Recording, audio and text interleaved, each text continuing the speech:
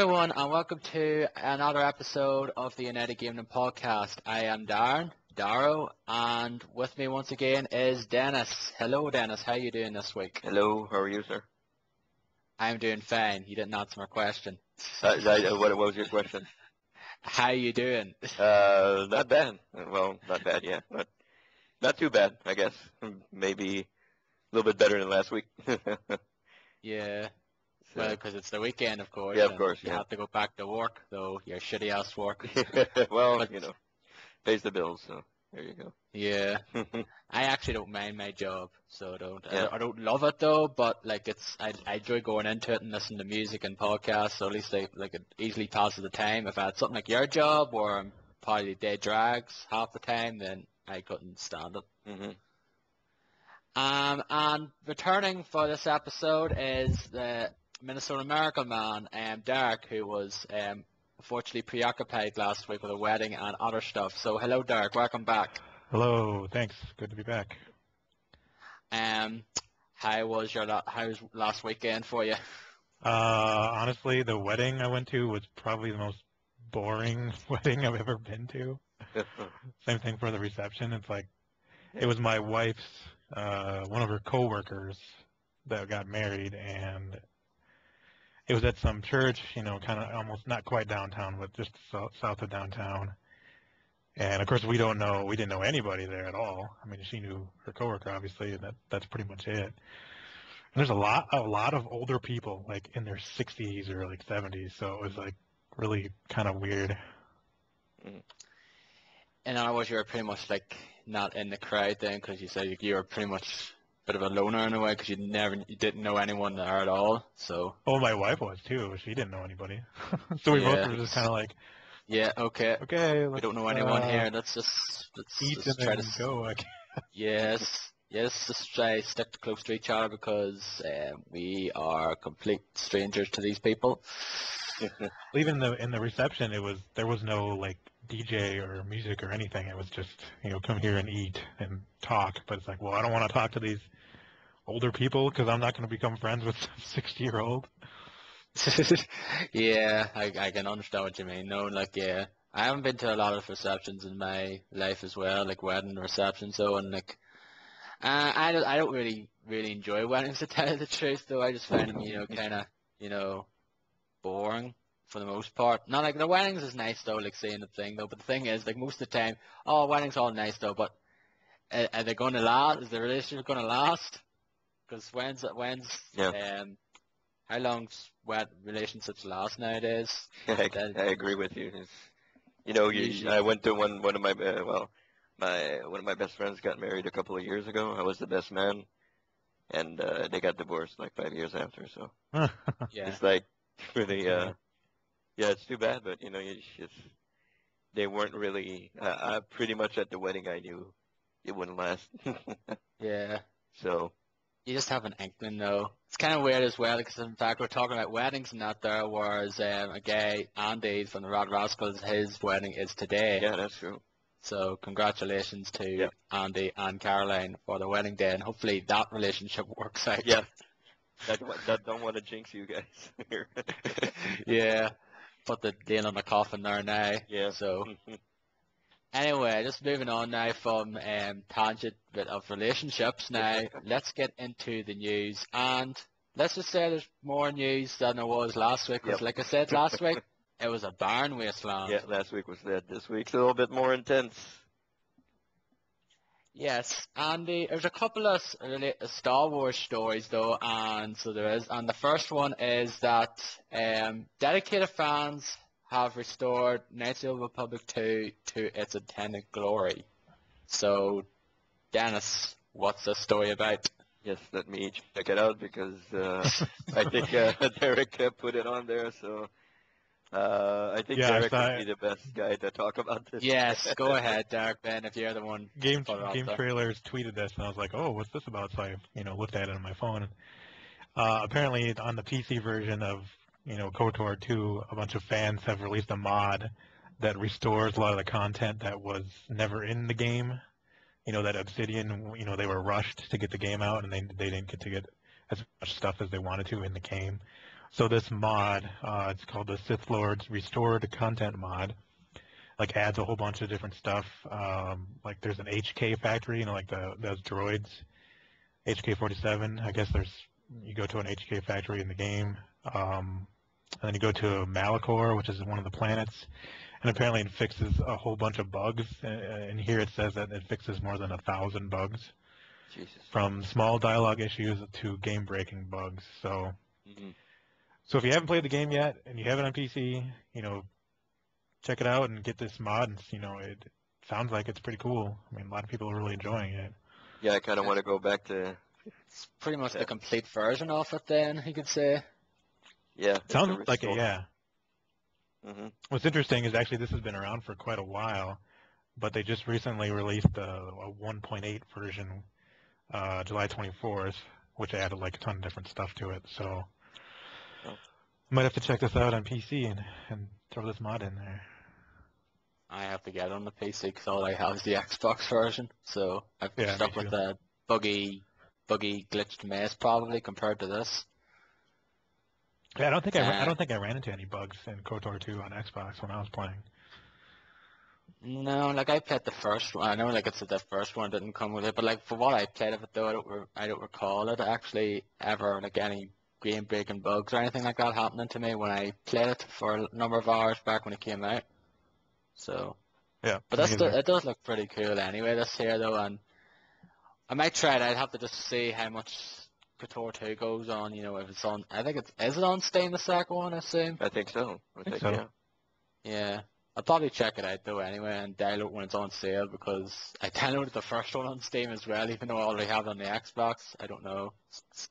Sue me, I pretty much do that a lot for other games like GTA and other ones as well. Mm-hmm. But look, that's a pretty cool thing anyway. Yep. Next story is one for pretty much probably a game that none of you care about, like you, Dennis, and Derek probably don't care less about. I'm a bit into it though, but it's not. But it's the PlayStation All Stars Battle Royale game, and there was a bit of a leak this week, which basically I had a picture up. I checked the picture, and it was full of. It just basically said leak all over it. So it is. Did you check that image out, did you? Yeah, I did. I'm looking at it right now. Yeah. Yeah. Yeah. It's just basically a picture image of showing you these different images of the different stages there is in the game, and also it shows you some of the character select screen. It shows you some of the characters are actually there, like Ratchet's there, and Jack and Evil Cole. Yeah, Evil Cole and a few other ones that actually haven't been officially announced yet, but not surprised because usually some games like this and other games tend to get leaked. Of course. In one way or another. Mm-hmm. Nothing's safe from the plan of the power of the internet nowadays. Eventually, if you're trying to get something keep secret, chances are it's going to get leaked one way or another. Yep. You didn't care less about this game, could you? Nope. Sadly no. Yeah. I actually wasn't the one who put this up now, but it looks interesting though. It's like if you like Smash Brothers, then you probably would get a kick out of this game. Yeah, if you're the type that likes those types of games, and I mean the roster, if what was leaked there is true, looks very interesting. There's a lot of well-known characters, I guess, on the roster. So, but it's the characters that I wouldn't really have been surprised for. Oh, like Ratchet said, oh, like that. There's like, yeah, like this is the characters that, yeah, I had an inkling they were going to be in it one way or another anyway. It's pretty much like nothing out of like left field. And I was like, oh, geez, that one, he's in it, or she's in it or whatnot. It's like, yeah, just pretty much like the ones you can expect. Where's Crash Bandicoot? Yeah, yeah, Crash Bandicoot. Yeah, they have Nathan Drake, they have Jack. Naughty Dog's first proper like franchise mascot has to be in it. Crash Bandicoot. He was like sort of the original Sony mascot in a way as well, That's true. wasn't he? So has to be in it. Despite the fact that he's probably a bit of a joke nowadays now. Yeah, but well, so is Sonic, but what are you gonna do? but you still hear people defending Sonic. Yeah, of course. Do you hear any people defend Crash Bandicoot? Not really. Nope. No. Who even talks about Crash Bandicoot? Yeah. Yeah. Nobody. Nobody. No. He's basically really kind of one of those forgotten characters, like Mascots. Alex Kidd. Yeah. Yep. Anyway, the next story is one about the Electronic Entertainment Expo, and the fact of the matter is, it's not going to be leaving Los Angeles. It's going to stick to Los Angeles. We know a few years ago that when it was sort of reducing its size, it was going to a different location and that there. It went to like Santa Monica Mhm. for 2007, and then I think it went back to the LA, but wasn't at the convention center. And then it went back to pretty much the LA Convention Center and sort of gone back to the old E3 that we known beforehand. And it's not leaving LA, is it, Dennis? No, it's not leaving LA. There was rumors that we're going to Chicago, I think.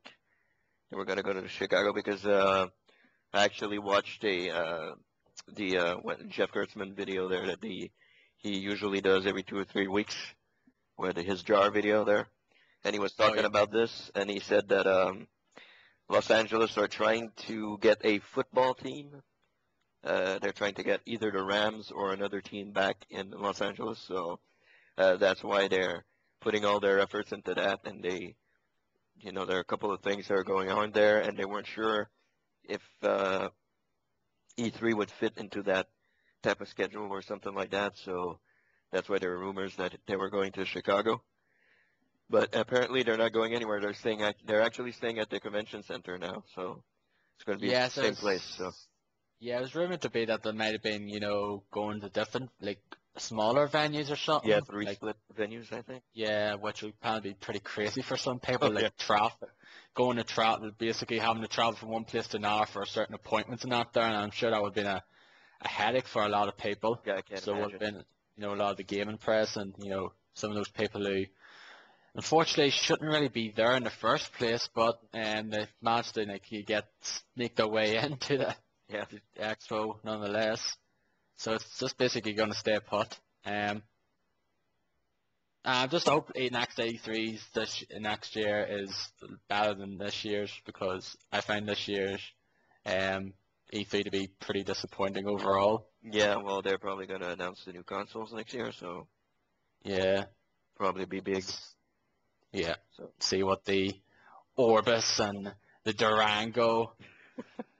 God, stupid fucking ass. I don't know. Orbis reminds me of Orifice, so I don't know. Oh.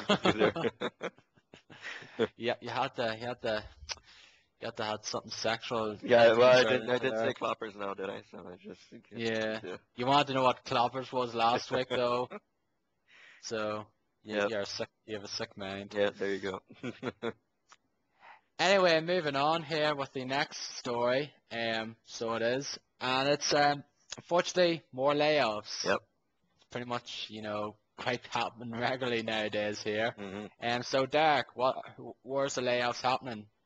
Layoffs have been confirmed at Warner Brothers Seattle studios, and that includes Monolith Productions, Snowblind Studios, and Surreal Software. Man, yeah. So the Fear guys and the guys that made Lord of the Rings and War of the North Mm-hmm. losing jobs. Mm-hmm. Sucks.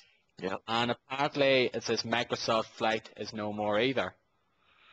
Right, yeah, that was in the, where was that? That was in the link. Apparently they're not adding any more new content to Microsoft Flight or something like that. That's the flight simulator game. Yeah, I've never played any of those games whatsoever, like the ones in the past and like the current ones or whatever. Have you ever played any flight simulator games? I did. I played a little bit of the early Microsoft Flight games. They're not bad. They were. I think they're easier now because I kind of watched a couple of people play the game, the newest version, the Giant Bomb guys, amongst others, and it looks a little easier than when I used to play. Because when I used to play, man, it was pretty tough. Well, of course, I just boarded a plane and made it crash into buildings and all that stuff, but that was the fun of it. But they put that out. They removed that after 9/11, so you can't crash buildings into planes anymore, which is understandable, I guess. But apparently they laid off 30 employees at the Vancouver studio where that was working on Microsoft Flight, Mm-hmm.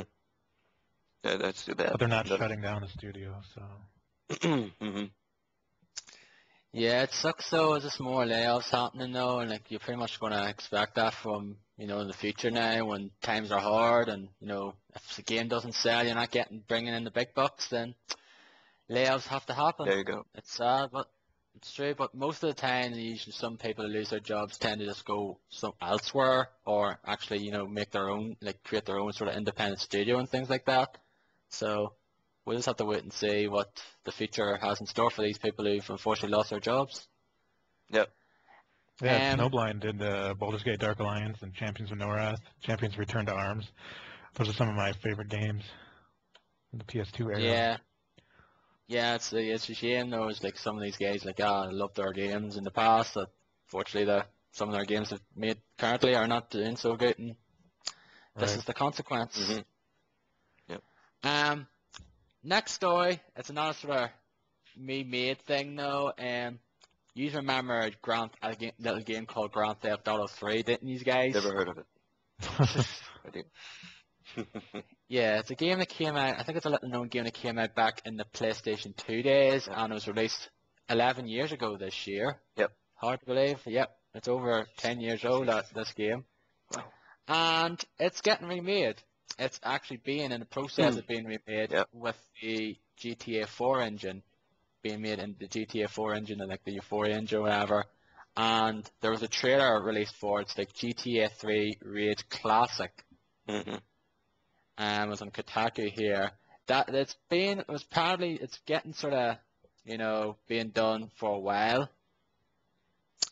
And just trying to fucking open this bloody link up. It looks fantastic. I'm watching it right now, and I hadn't heard of this, but I'm watching it now, and it looks fantastic. It looks really good. Yeah, like it's going to be a add-on for GTA 4, I believe so it is, or something like that. Yeah. Like if after GTA 4, it's going to be you have to play it in that there now. But I don't know when the last time I played through GTA 3. Oh, It's man. been years. I played So it when it has. came out, actually.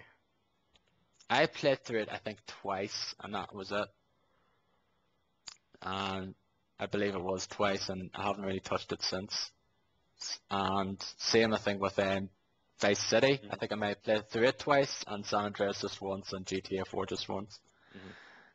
So if any of you guys going to get this, like going to try it out or what? I'm very interested. I might actually check that out.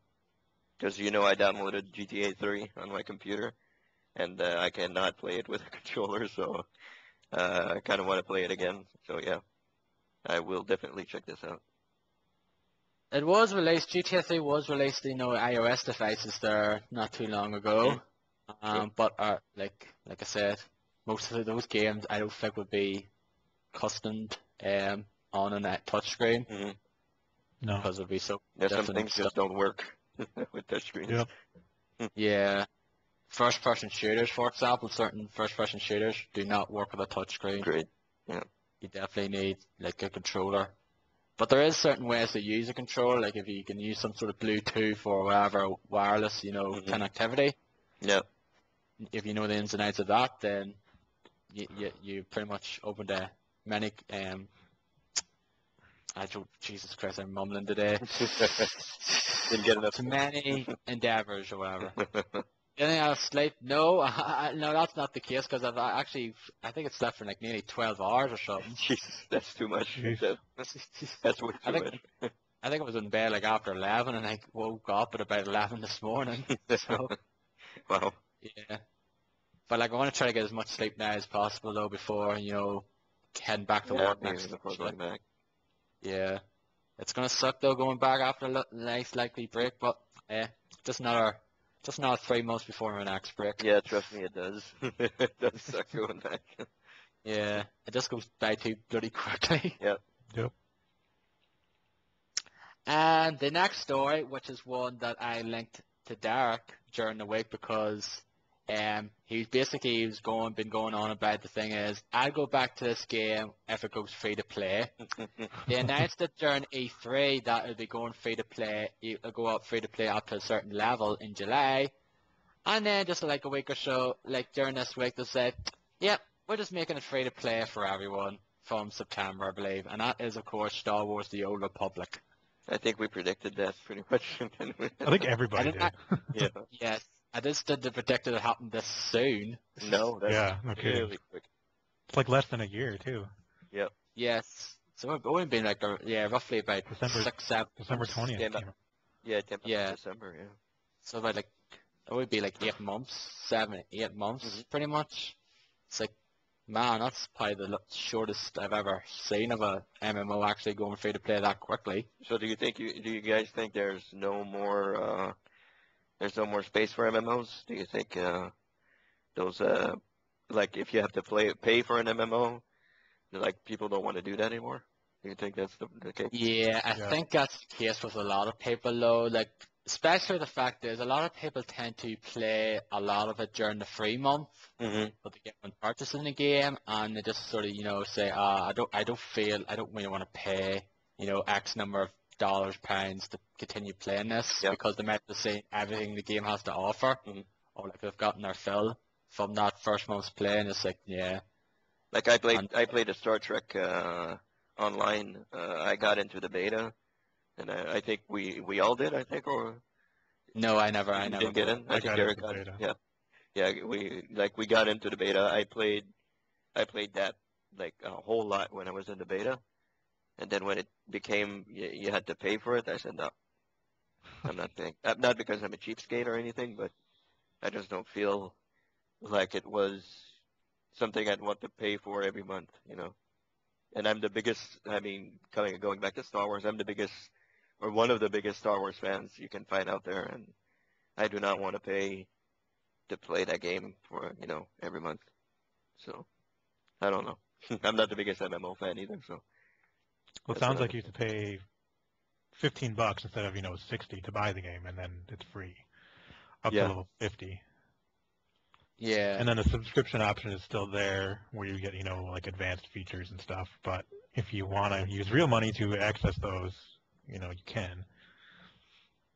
Yeah, probably you have to buy like if you want a better ship or something like that, I don't know.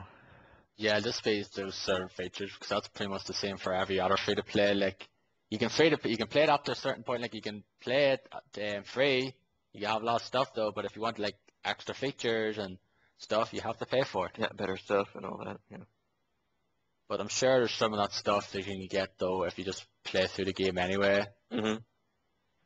At the end of the day, I think there's if you go to their website, I think there's like a chart that shows you exactly what you get for free and what you don't. Let's see. Maybe I'll look at it now. But like like free to play up to level 50 is pretty good though. Anyway, yeah, like that's it's pretty good. Like, yeah, I guess I guess I should give it a shot. Now that it's going to be free. I'm playing it for sure. Yeah, I'll probably go back into it now because I enjoyed what I played of it though. But as I said, I played like a couple of hours so, and it's like and I like want to play with people I know and etc. Like if you're going to try it out though, we'll have to sort of sort out sometime. Yeah. And, like when we're free, and play it sometime during the weekend or whatever, and play for a couple of hours. Try to get the same server and things like that. I think I should. I'll get on and play some. Yeah. Well, I just need to install it again and then download the patches. Yeah, me too, because it's on the other computer. So. And speaking of MMOs, I actually haven't played Secret World for a few weeks, and I think the subscription price, I think my 3 months of that's up, so I think I might have been charged for it already. Yeah. So, I don't know why. I enjoyed playing it though, but I think I probably had my fill of the game, and that'll probably be a game I'll probably go free to play sometime soon as well. I think they're all going to go down that path. I think the MMO, like the MMO time back when EverQuest and World of Warcraft came out, I think that's pretty much done now.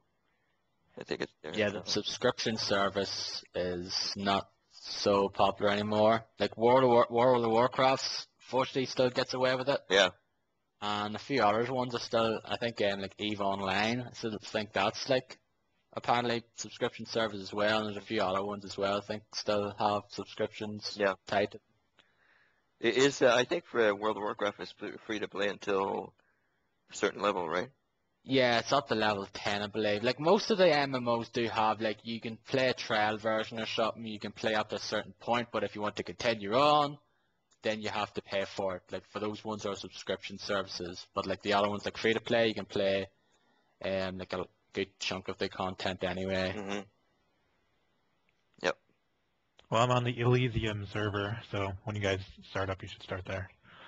Okay. Okay. So come September, we might be going back into Star Wars: The Old Republic and see how it does and how it fares then with Yeah. the people go back to playing it, because it's been sort of steadily dropping subscription rates since it started. Yeah, back in there's like December. less than 1 million, but they say more than 500,000. So And for a game that's already been out for a lot of months, that's pretty bad. It is pretty bad. yeah, It is. And one was like heavily promoted for the last several years as well. Oh, Like yeah. EA and BioWare pretty Oh, much yeah. They promote bloody this shit out. market the shit out of this game. Yeah. hmm And like, when was the first time we've heard of this? Like back in what, 2007, 2008? Something like that. There was that well, not live action, but CGI trailer that they did. there was That a went bunch in of the them. forest. Yeah, Yeah. I think that's the first that I heard of it. I went in the forest where they're fighting there. That was a pretty intense trailer, and I was like, oh my god, this game's gonna be great, you know. So, but hey, it's an Yeah. MMO, and I'm not into MMOs at all. So go figure. Yeah. Well, we'll just wait and see though what feature it has in store for the BioWare and the Old Republic. Knights of the Old Republic 3 has to come out. That's the only solution. I think a lot of people would have preferred to see that. That Yeah. might have actually done a lot better. I I think that would have done a lot better, Yeah. probably. Yeah, because they're going on about this. Oh, this is not Knights of the Republic 3. This is Knights of the Republic 3, 4, 5, 6, 7, 8, 9. Yeah, more than that. I think it's up to 20 something. They said. Yeah. Oh. Yeah. Yeah. We'll just have to wait and see. Exactly. The next one is Mass Effect 3 DLC. I know it's not multiplayer DLC for once. Wow, It's actually really? single player DLC. Yep. Yeah. It's the single player DLC known as Leviathan. Now, what is this about, Derek? Let's see. Leviathan will be 2 to 3 hours long. Story will take place in the middle of the Mass Effect 3 story. There are 3 main combat missions, which will take place all over the Mass Effect universe. New weapons. Some of the new weapons were pre-order bonuses. So if you missed out on those, now you can get those as long as you pay for this DLC. The story begins on a citadel, but it goes to the bottom of an ocean. I don't know what that's all about. Bioshock. Yeah, I don't know. So it looks like you're piloting a big mech or something, so that's kind of cool. Yeah. It's probably what the Atlas or something, I suppose. Mhm. It'll be out this summer and cost $9.99, and it will be out on all platforms simultaneously. And it said Unlike something Skyrim. about like the origins of the Reapers is what it's going to be about, I think. Yeah, I heard that they're part of it now. I don't know about this now. Like, is it 2-3 hours, $10, is it? So Yeah. Yes, $10. Mhm. Yep. I'll probably hear what the feedback is for it before I drop my money on it. Yeah, I don't know. I mean, you're gonna have to restart from a previous save probably, since I don't know about that. Well, if But like, you play as Shepard. You probably can because the last save it automatically saves is when you're on your ship. That's before you go to the Cerberus attack. yeah, So you can still go wherever you want at that point. Yeah, true. I hope that's the case now. Yeah, sorry Yeah, for the it should spoilers, be, guys, so. if you haven't played it. Kind of spoiled a little bit there, but Like- yeah. Well, not really. It's like, what, 4 months now, I think. Yeah. I think everyone who wanted to play Mass Effect 3. But I think Sammy hasn't played it, so sorry, Sammy. Yeah. I think she finished 2, actually. I think she finished Mass Effect 2. hmm So, get on Mass Effect 3 sometime soon. Yeah. We'll have to wait and see. I'm not sure. I'm not sure about the DLC. I don't know. ME3 left a sour taste in my mouth, so I don't know if I'll go back to Yeah, the DLC. after the ending, don't care anymore. Yeah, me too. Same thing. I'm like, fuck it. 2 was better in my opinion. Some people think third is the best, which I can see their opinion. Yeah, that's your opinion, but I think the 2 is the best. I think it just flowed very well. Yeah, 2 was awesome. Just yeah. Played every single piece of DLC on 2 and Yep, me too. loved it. Yeah. So yeah, I think the ending did pretty much left a sour taste in most people's minds. Like, oh, just if they had a good ending or something, like, yeah, great, more DLC for Mass Effect 3. But now it's like, oh, great, more DLC. Couldn't care less. Yeah. Stupid end. I'm thinking about going back to the multiplayer because there's that Earth pack came out, and apparently there's like some really interesting classes. Like Wombat on the Cheap Ass Gamer podcast has been talking about it. There's some like ninja class, like a human, kind of like the Phantom, with like dual swords. Sounds kind of cool. I might want to try that. Might be cool. That might be cool. So, but yeah, as far as like storyline stuff, I don't really care anymore. Yeah. I still haven't even watched those new endings. Me neither. I've watched them all online though. Like, I couldn't be arsed. Like, if I once I heard that you have to actually go through the whole Cerberus stuff again, it's like, yeah, fuck that. screw that. Hard, that end part.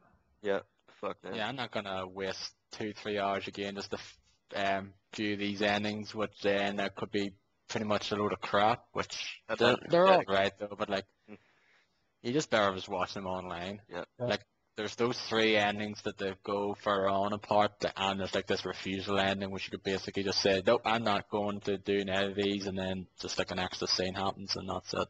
That's probably one of the better ones. Yeah. Say, fuck this, I'm not doing this, and then that's it. Yeah. Pretty much in a way, done, yeah. probably. Just refuses the Godchild, whatever the fuck you might want to say, Godchild, or wherever the catalyst, pretty much, actually. Spoilers. Yeah. Yeah, that's... Spoiler, sorry, jeez, I'm fucking spoiling. I was like, fuck's sake! Jeez. Basically, I'll just put it in the description. Spoiler, we talk a bit about Mass Effect 3 ending, whatever, unintentionally. We're gonna get hate mail now. Even though we don't get any email, we're gonna get hate mail now. Yeah.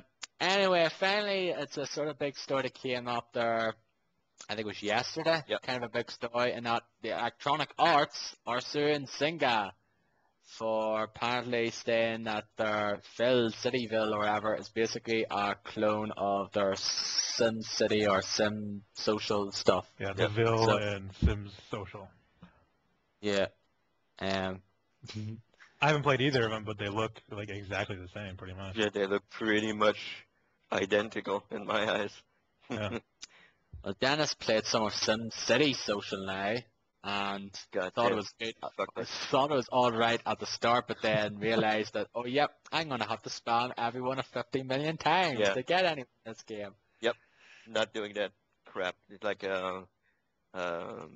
Sim Social. I played a little bit of it, and when I saw it, was like, hey, if you want, to build this, or if you want to do that, spam your friends and ask them to come aboard. I said, yeah, fuck this. Then I still had it on my Facebook, and I had one of my friends that kept on spamming me with that, and I just blocked they came from Facebook. I was like, no, I'm tired of this. I don't want any more. Is that the reason why you keep sending me requests for Marvel Alliance as well, Dark? Do I? I don't even do it on purpose. He doesn't okay. It seems that like every couple of days I get another request thing from Dark, from that Marvel, was it Marvel Avengers Alliance. Marvel Avengers Alliance. Couldn't think of the second thing. Yeah, but sometimes you don't have time to say, no, I don't want to spam people. It just goes ahead and spams. Yeah. Wanting it well, you can block it if you want. Yeah, you can block. Yeah. You can block. Yeah, if I can block it, then I'll check that out later though, because it's kind of getting a bit annoying for me. Hey, I have a ton of people on my freaking Facebook who play like all those Farmville and all that garbage, and they kept spamming me, and I had to block all of those programs from my Facebook. So I can understand where you're coming from. It gets a little annoying when you see in your news feed, I did this, I did that, and did this. In Farmville, I got a new cat in Farmville. I don't care. Yay! Who cares? Exactly. Like 3 people in your friends, this will probably care, and like the other 100 will just like roll their eyes. Yeah, exactly. But related to the story that we're talking about, I heard actually on the radio here in Montreal yesterday, because I listen to talk radio when I come home. They were talking about Zynga actually, and apparently financially Zynga isn't doing very well. I heard like they lost a ton of money the last. Yeah, because no one's playing draw something anymore. It's not the same people that did that. Yeah, I think so. I think. Yep. Yeah. Because they bought, they bought that company. Yeah. And then everybody stopped playing. Yep. Exactly. Like Facebook owns, I think 30% of Zynga or 40%, and since Facebook's has been losing money on the stock market, I think everybody's aware of that. You know, Facebook has been losing a ton of money. They haven't been doing as well as predicted, so that influences all the other companies that are linked to them. Oh God. Zynga. I'm sure they're gonna cry over their billions and billions of dollars. Yeah, I'm sure what's his face there is pretty depressed right now. Mark Zuckerberg. Like an asshole. Anyway. Yeah, well, anyway, we're going to have to see where that goes. Interesting to see, like, two of the most hated video game companies going at it, seeing what's going to happen with that. You know? Do you hate EA? No, but I'm just saying some people actually hate EA. I don't really hate any of like the developers or publishers or something. I just don't like some of their motives. Mm-hmm. If you know what I mean. Mm-hmm. Like, you know, Capcom and, you know, Activision and some of those ones, like some of the things they do, I just don't like. But still people say, oh, I fucking I hate Capcom, I hate Activision, I hate EA, whatever. They still go out and buy their games, don't they? Yep, still buy Call of Duty every year, still buy, you know. Anyway, I don't hate any company. I mean, they're there. If they're there to make money. If you're a company, you're not going to sit on your ass and say, "Oh, we won't do that because it might, you know, we might not be liked. We're not going to do that, so we're not going to make any money, so people will like us." You know, what the fuck? You're a company. You're out there to make money. So maybe the motives aren't very, aren't to everybody's liking. But hey, you're a company. If I was a company, I would like to make money any way I could. You know. Yes. So that's pretty much the reason for businesses to make money and pretty much survive at the end of the day. You might pull off shitty stuff, but you're there to make money. That's not money.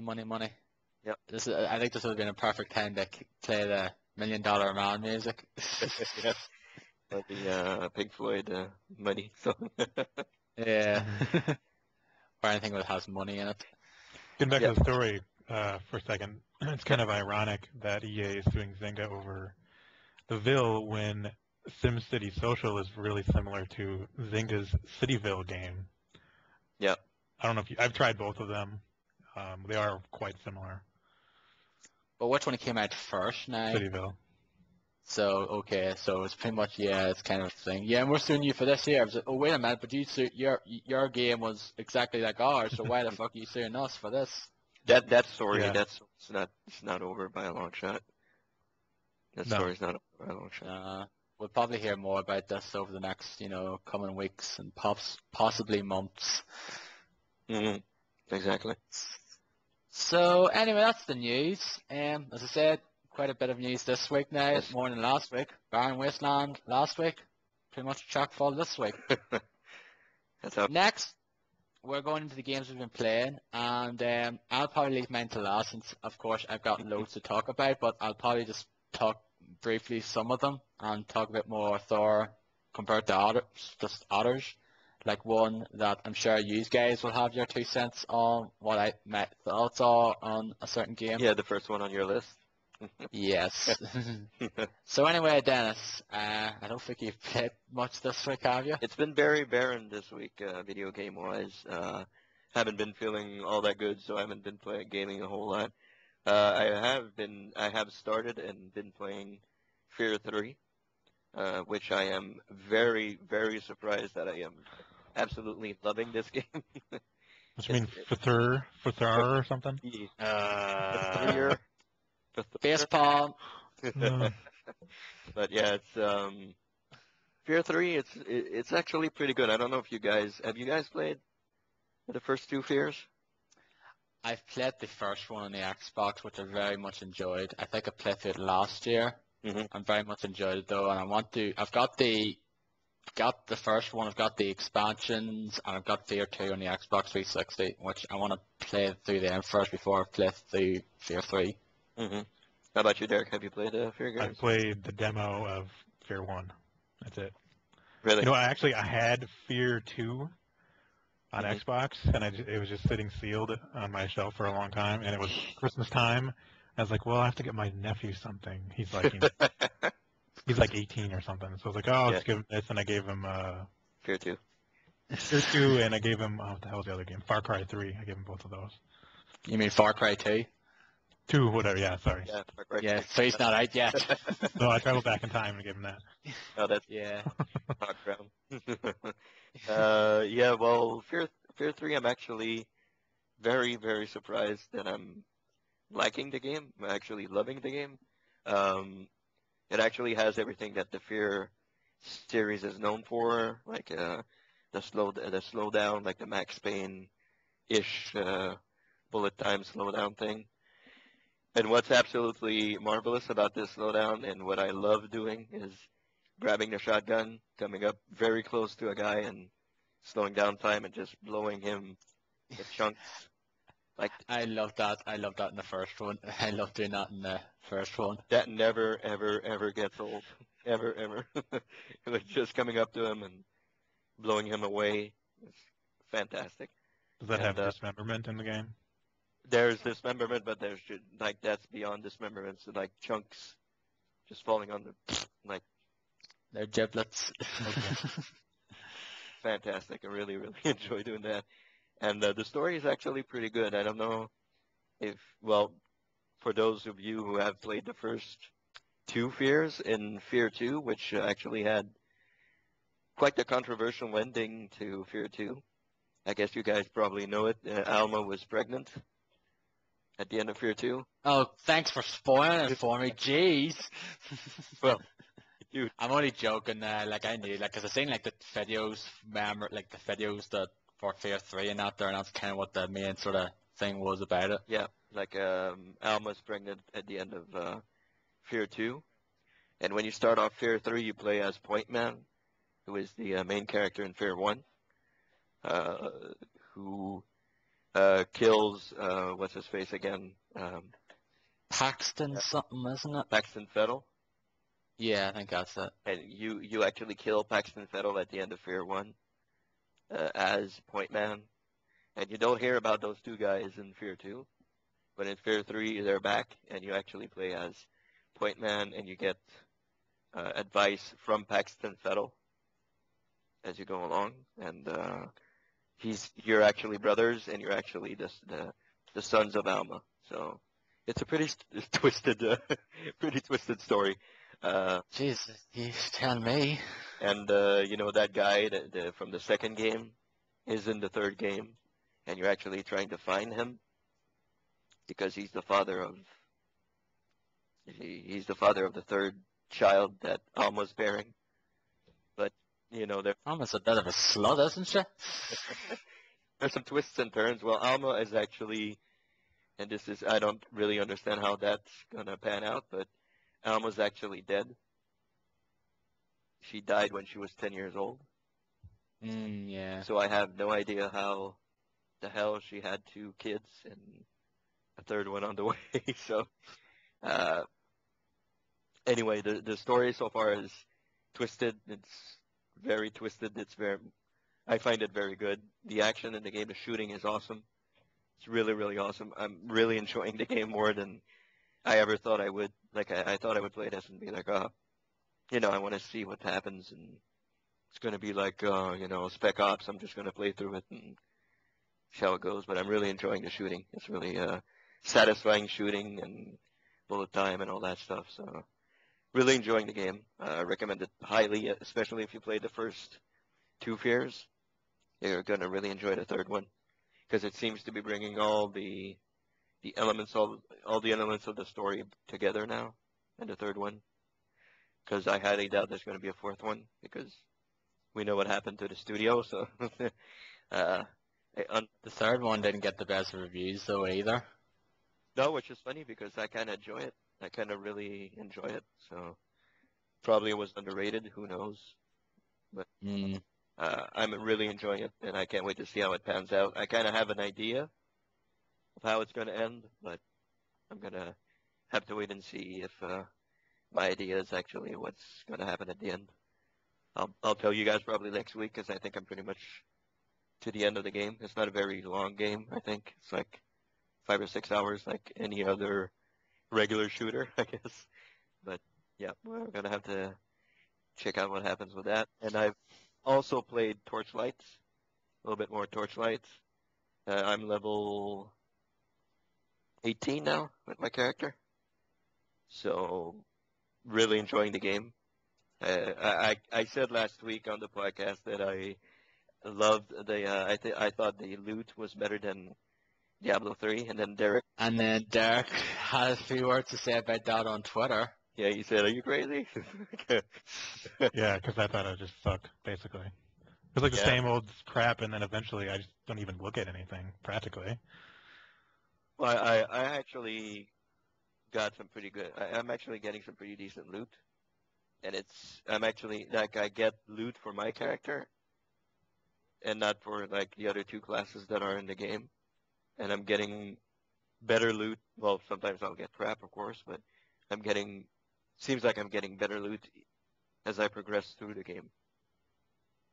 Like I just got a sword that deals between it's 54 and 97 damage, and I put a couple of jewels on it, and it's like I'm almost invincible. Honestly, the game is like piss easy compared to, Yeah. I guess, Diablo. It's really, really easy. Did you start playing on normal, did you? I'm playing on normal, yeah. Yeah.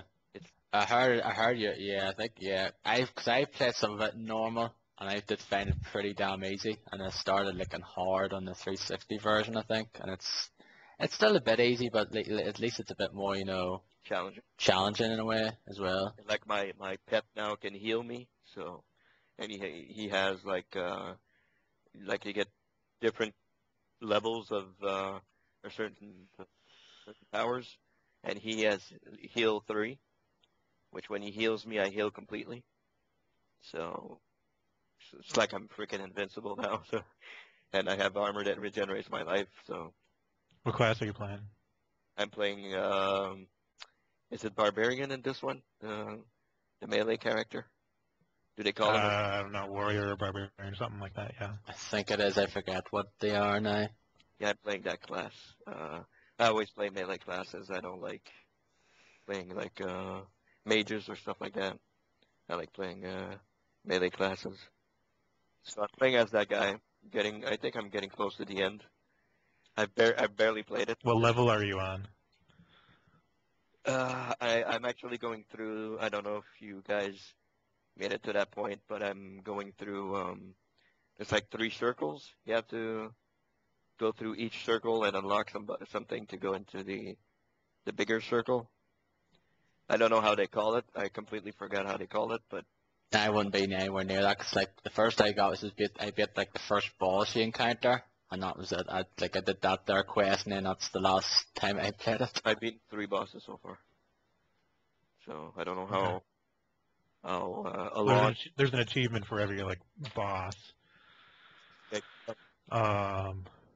You're playing it on PC, though, so I don't know what they're like on PC. I think there's like 50 levels, right? Yeah, I I think think. Or is there 35 or something? I think it's 30. Hmm. If I'm not mistaken. Well, in any case, my biggest problem with the game was the repetitive levels. Like, the look of the levels were all the same, pretty much. Because it's just basically a mine, really, isn't it? At the end of the day, Yeah, you're just through, going like, these down. mining caverns or whatever. You guys probably didn't get to where I am right now, because where I am right now, it's like lush jungles and stuff like Yeah, that. there is some side stuff you can go to, but that's really only like one other level design. There's really only like 5 maybe. Okay, but I'm on the main quest right now. So I don't know. Maybe you guys didn't get to where I am. So I don't want to. Well, I finished it, so Oh, and I've you done like everything you can do. Yeah. really? Okay. The only thing I didn't do is get my fame up to like the max. I still haven't done that just because it's so monotonous. Okay. Well, anyway, I'm kind of enjoying it. Like, I'm still liking the game a whole lot, and I can't wait to see what they do with Torchlight 2 with the co-op and all that. So Yeah, I saw some chart where it shows like how many different enemy types there are and how many different levels in Torchlight 1 compared to Torchlight 2, and Torchlight 2 has, many times more levels, many times more enemies and loot and everything. So sounds like it'll be more of the same, but a lot better. Yeah. be co-op also, so we can play together. Yeah. If you Yep. guys get. Damn straight. So that should be cool. Speaking of co-op, I guess I didn't put it down. We did play a little bit of Trine together, right, Darren? Yeah, I think we did play some after the podcast last week. Yeah, we played a little bit of that. Still a pretty good game. Still very. Yeah, we went gag over the graphics. It's still a lovely looking game at the end of the day. Yeah. So I guess that's pretty much what I played some MLB. What bother you guys with that? But yeah, that's pretty much what I've been playing this week. So So, Derek, what Okay. have you been playing? You've been playing a few things this week, Well, I can see, not a whole lot, really. compared to me. Well, I've really only been playing Marvel Avengers Alliance on Facebook. Right now, it's the Spec Ops 2, and if you finish all of the tasks, you get Emma Frost in your team. So I've been trying to do that. I'm actually at task 24 of 25 right now, so I'm pretty close to getting to Emma Frost. I tried playing Batman Arkham City again. Actually, I think I played it a little bit since the last time I was on the podcast, but the game freezes like right when it starts up, like even before it goes to like the loading screens, and like the logos of all the companies that have developed it. It freezes. yeah. The last time I played it, it froze twice. It freezes. I turn the Xbox off, turn it on, it starts up again, freezes again, turn it off. So the third time it finally started. But this time it froze again. I was like, fuck this. I don't really even care because I'm not really enjoying the game. I don't like the combat. I don't know. I just don't really like it. I'm not really having any fun. So if it's going to freeze on me and I'm not having fun, then I'm not going to play it. Oh yeah, that's. I guess yeah. Is that the disc now, is it? Like, Yeah, is your disc scratched? No, it's not scratched. Okay, that's strange. that's I kind don't of know if weird. it's because it's installed or what. I don't know. I actually Yeah, really love the Arkham City. So well, I can see where you're coming from for the combat, but I actually really enjoyed that game. I don't know. It's like you get hit like a few times and you die. The only way to get a lot of experience is if you get your big combo meters up, and that's really hard because the timer is very short on the combos. Yeah, that I agree though. You Yeah, don't it's counter very, somebody in very time, you're minuscule. fucked. Mhm. It's like I don't know why they couldn't just make the combat like, Bayonetta or God of War or games like that, because that works, and or Darksiders. It's fun, and that works. Mhm. That and like the story is like, oh, I got poisoned, and now I have to go find Mr. Freeze. And then I spent like an hour trying to figure out how to get into that damn building, and I couldn't. So I was like, you know what, I'm just done. Yeah, fuck this game. I'm just gonna sell it or something. Yeah, I don't know. We'll see. Apparently, if I found out that in order to get into that building, you have to use that gun that shoots the little electric things to Yeah. open the garage door partway, and then just slide under. And I didn't even know you could slide. Oh, you didn't? Okay. No. Well, that doesn't help. I was emailing George back and forth, and he said, "Oh yeah, you have to slide." I was like, Yeah. "What? When the hell did it tell me that?" It's like there's so many different like gadgets and so many different like moves you can do, and it doesn't really explain it very well. Yeah, but you're not really going to use half of them at the end of the day. You're just basically going to like stick with a set number that you're like accustomed to, and you know that you can get through it easily enough. Like they give you a shit ton of stuff, and I actually barely used what they gave me. Like to get through puzzles and stuff like that. But besides that, I didn't use them. So For the longest time, I was trying to figure out how do you do that, where you dive bomb and then you like glide up afterwards and you keep flying around. I couldn't figure that out forever, and then out of the blue, instead of letting go, or what you have to do is you do a dive bomb, in which hold down the right trigger to do that. Mm-hmm. Then you have to let go of the right trigger and then press back on the left stick. I didn't know you had to let go of the left trigger. I was constantly like pressing back while I'm still holding dive bomb, and it wouldn't work. Yeah.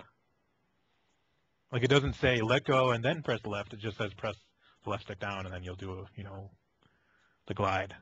One thing's for sure, it's not an easy game. It is not an easy game by any stretch. It's pretty actually tough. The ending fucked me up really hard. Did you finish it, Darren? Yeah, I was talking. No, I haven't finished it. I just got into that building with that, and Derek was talking about the one you have to look for Mr. Freeze. I think that's the first I've gotten to it. Okay. And, I haven't touched it since like fucking last October. Mm-hmm. Yeah, George was telling me that it took him like 20 times to beat the final boss. Yeah, it is really, really hard. It's like, oh great, do I really want to do that? I'm actually surprised I stuck with it because it's really a tough game. Really a tough game. Oh, go ahead.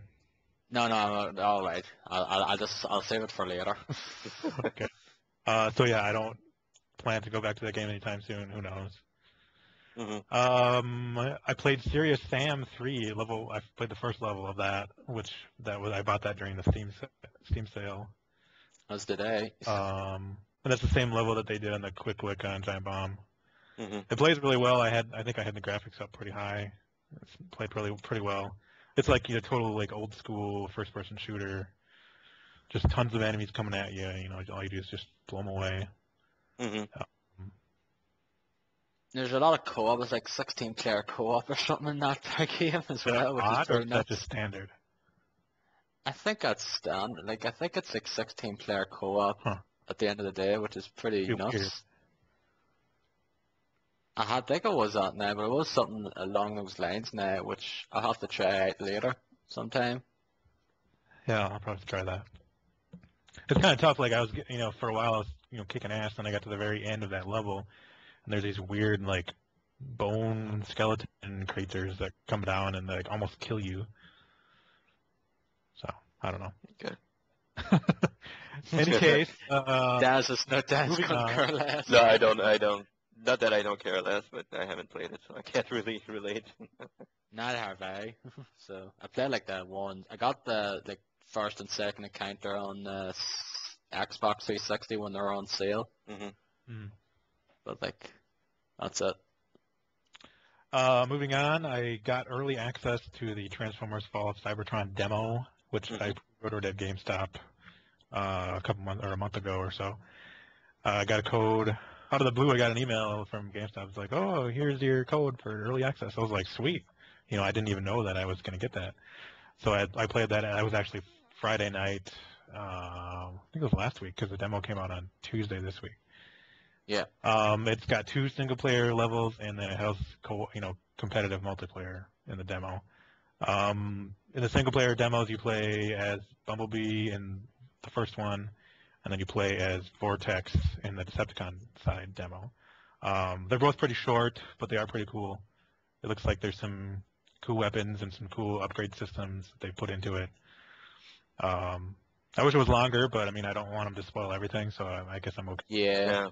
Just to kind of go. Yeah, I played the 2 demo levels as well, and yep, I'm very much looking forward to. I'm not going to buy it now, but I'm very much looking forward to trying it out because I really quite liked War of Cybertron when it came out 3 years ago. Yeah. So it's filled with references to like Generation 1 Transformers and stuff, so it's cool. I tried the multiplayer as well, which I don't normally try because I hate competitive multiplayer. And it's the typical deathmatch, run around, shoot stuff. Nothing too special. It has the upgrade system where you level up and you get XP, just like in Call of Duty and stuff. You're experiencing cheaters, weren't you? You said. I don't think I did, but I've been following High Moon Studios and Transformers Fall of Cybertron on Twitter. And apparently they're getting a lot of reports of cheaters, so it's like, well, that's not a surprise to me, Hmm.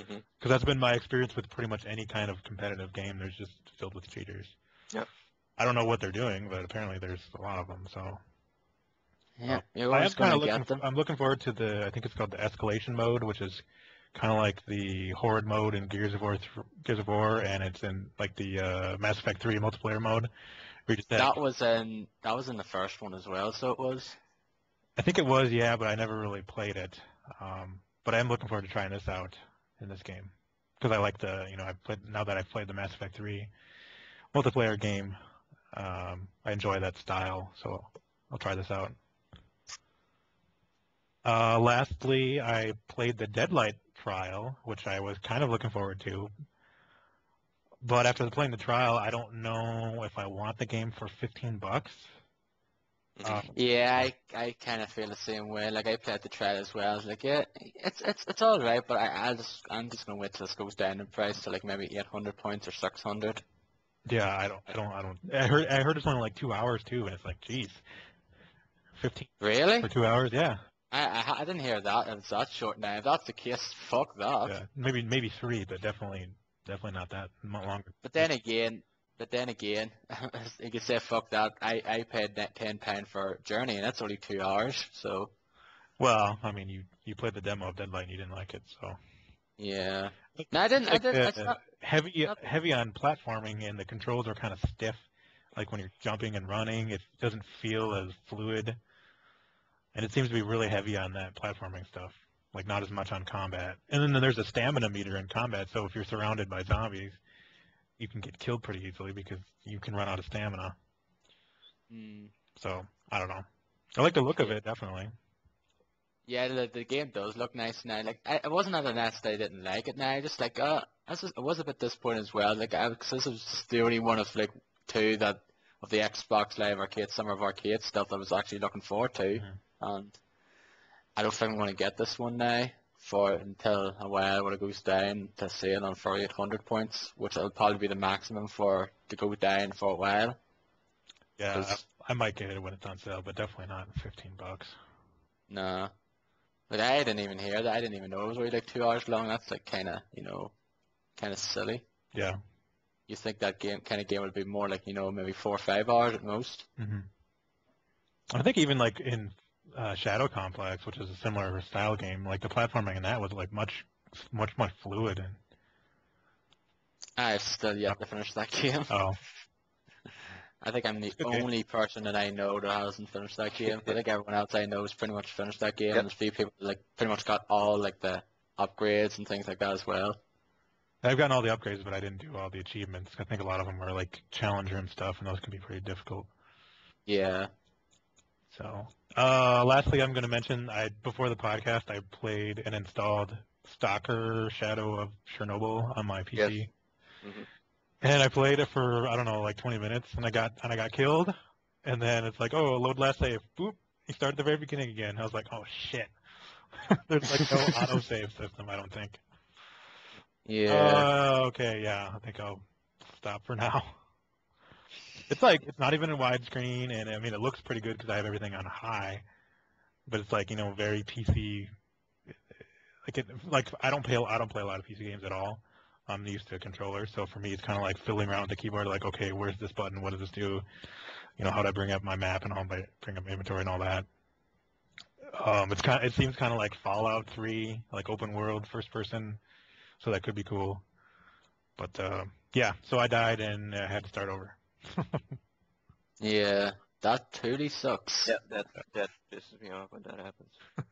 That makes me Yeah. want to stop playing the game immediately and say, Oh "Fuck yeah, this." that's what I felt like. Yeah. Like I was mentioning that like last week, like autosave's your best friend, where I lost like an hour's progress with like 3D Dot Game Heroes there. Yeah. Because I died because the game fucking froze on me when I was about to face the boss, and then bloody stupid had to fucking lost the like hour's progress because there was no autosave. So basically made sure now that to save more often in that game. Once I can figure out how to save. I don't even know how to Check do that. yeah, F5. we check the options. Yeah. Probably F5 because it's usually F5 over most of those games on the PC anyway. That's That's it for me. Darren, what have you been playing? I'll leave the one that we'll talk about to last, just because I like to hear your thoughts on my thoughts. So, discuss like the decisions and things like that now. Um, First one is Plock, which is my fourth game of the summer backlog that I finished. Is that a chicken? No, it's not Buck. It's Plock. P-L-O-K. Okay. Plock, wherever Plock, probably it's pronounced. Bloke. Really? Yeah, it's quite a very old Super Nintendo game that was released back in 1993, and after pretty much so many years of having this game, I've pretty much had this I think since 94, 95. I finally finished it, Christ. and it is one of those very much underrated games for the Super Nintendo. It's a very enjoyable action platformer, and it's kind of like the precursor to Rayman in a way because you actually shoot your arms and legs to hit enemies. So he basically shoots his arms out and legs and that there, like Rayman does, and thing. But like it's not like limbless now or anything like that now, like Rayman is, but it's just kind of the same thing. Mm-hmm. And this game has great music. It's one of those games that's very good, enjoyable music as well. And the last area in the game is pretty hard, pretty tricky, but finally beat it. So I'm 4 out of 10 now in the Summer Backlog Challenge, which hopefully I'll try to finish by the deadline, but I doubt I'll finish all of the games I have in my deadline. So, 3D Dot Game Heroes, still playing it. Beat the Aqua Temple, which is the fourth temple in the game. I'm making my way to the Flame Temple. That game is awesome. I'm very much enjoying that game. For you who like Legend of Zelda or something like that, it's pretty much the homage to it. Mm-hmm. Absolutely loving it. Brilliant music, great gameplay, lovely graphics. Like Dark, I played the Transformers Full Cybertron demo as well, which I quite liked. There were short demo levels, of course, but they're pretty much just a bit of an appetizer for what you're going to get in the main game, and I'm very much looking forward to it though. Because like you played War of Cybertron, didn't you, Dennis? Yep, I have. I think we played. I think it was co-op, wasn't? I don't remember if there was co-op. Now, was there co-op in the campaign? Was there co-op? Yeah. There was. I didn't play it, but yeah, there was. Okay. Yeah. You could always, when you're playing single player, you could switch between 3 characters. Yeah, because I think I do remember me and you playing some of the campaigns together in co-op, which was quite fun. It could be possible, yes. Yeah, I enjoyed War of Cybertron now. I was actually just thinking of getting it on Steam there for sale when it was on sale for the midweek, but I just didn't bother though because I probably won't see myself playing again though because I played through both the campaigns on the 360 Mm-hmm. and pretty much got all the collectibles, I believe, and probably wouldn't see myself playing again anytime soon. But I'm sure I'll probably go on sale anyway sometime again. Deadlight Trail, pretty much sort of share the same thoughts as Dark on that there. BlazBlue Continuum Shift. I played this for a bit mainly because of the Persona 4 Arena quick look that Giant Bomb had. But I didn't play much of it though. Nice 2D, sprite sort of, fighting game. Nice. Mortal Kombat. I haven't played this game for over a year because the last time I played that was when I finished the story mode and did some of the challenges, and that was pretty much I think last May of last year. The last time I played it, and I just played some more of the challenge stuff, and those challenge stuff are pretty hard, but they're pretty addicting to play through as well. And I'm at 204 or 5 now of 300, so I'm getting there. They're going to get harder, of course. Stuck on one at the moment with this. You fight, it's like the Shaolin Monk's final act where you play as Liu Kang and Kung Lao, and you have to face against Shao Kahn and Kentao. And it's not easy because their energy bars are pretty fucking high. It takes a while to take them down. But awesome game. Still love that game. It just makes me still love that game after playing it. Mm-hmm. I had never even seen footage of that game until recently, because I've been watching all the old like Giant Bomb TNTs and Happy Hours, and they had this on there, last year. I had never seen footage of it until now, and it looks really good.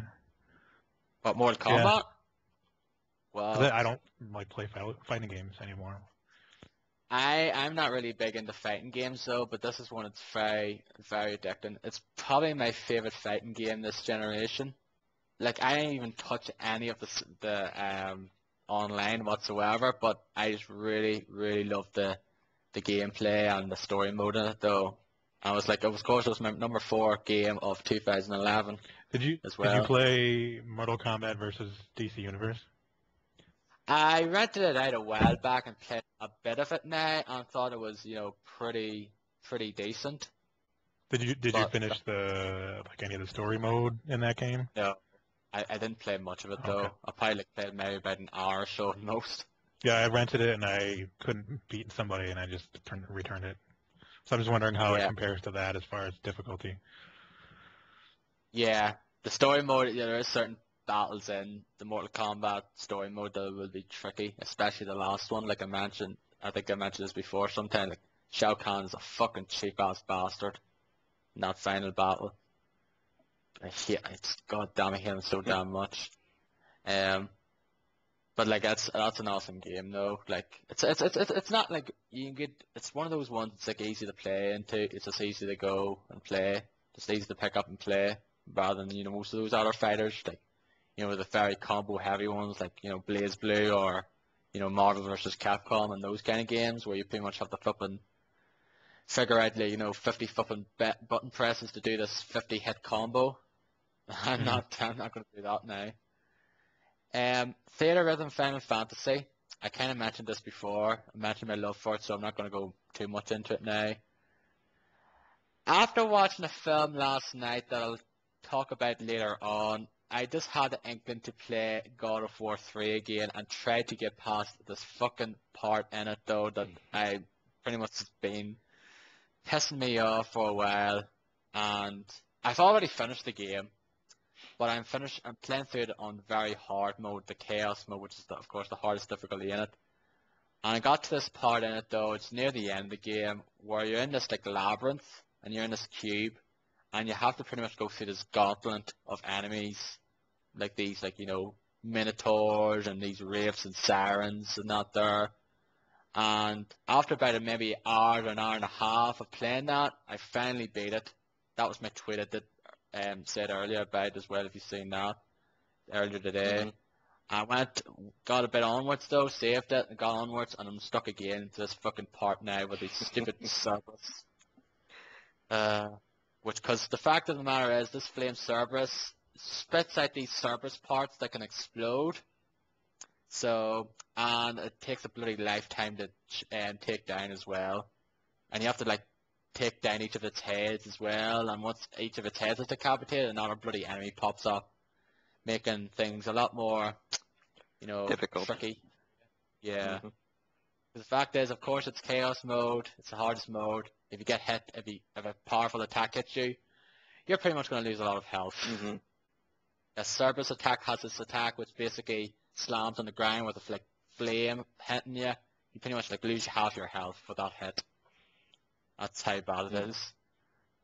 And that's pissing me the fuck off. A few other games I played for a number of minutes though, like just some retro games, not really going to Fantasy Zone, and certain games I just played on my Wii and that there. Went back to Assassin's Creed with Revelations and kind of put it down after 30 minutes. Don't know, just wasn't in the mood to play it. Finally, I think that's pretty much all. Catherine, I got there and played some of.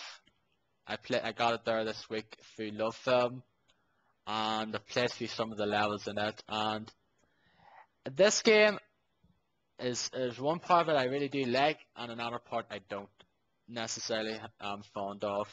And pretty much, I think a lot of people's opinions. They like the conversation stuff in the Stray Sheep, the bar you go to. Conversations and banter you get there, and they're not much fussed on the puzzles. And that's kind of the same Yeah, way I think it's feel. pretty much everybody feels the same way about the game. It's just the puzzles in it. They're just they're quite tricky. Like I'm on the third level now, the third level you do. I think it's like 9 overall.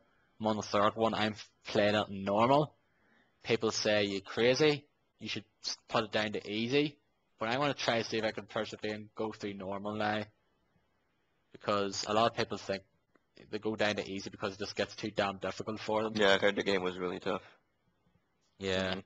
It's a good game though. Just like the puzzles are just like the cube parts. You have to climb up these like cube towers and get to like the end of it. Mhm.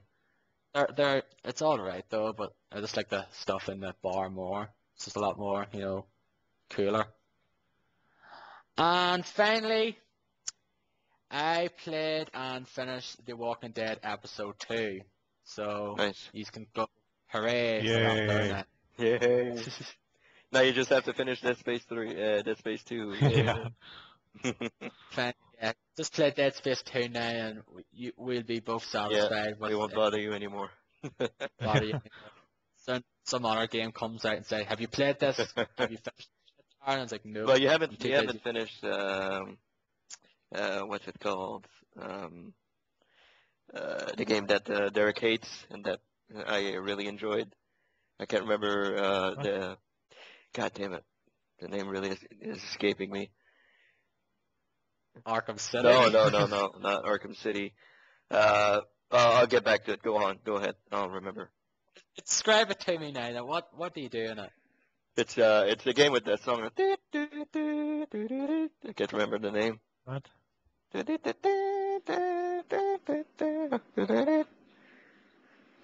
I have no No? idea. Oh, Deadly Premonition. I'm a really bad singer, by the way. So Deadly Premonition. there, That's that's it. Yeah, Oh. you still have to finish that Yeah. game also.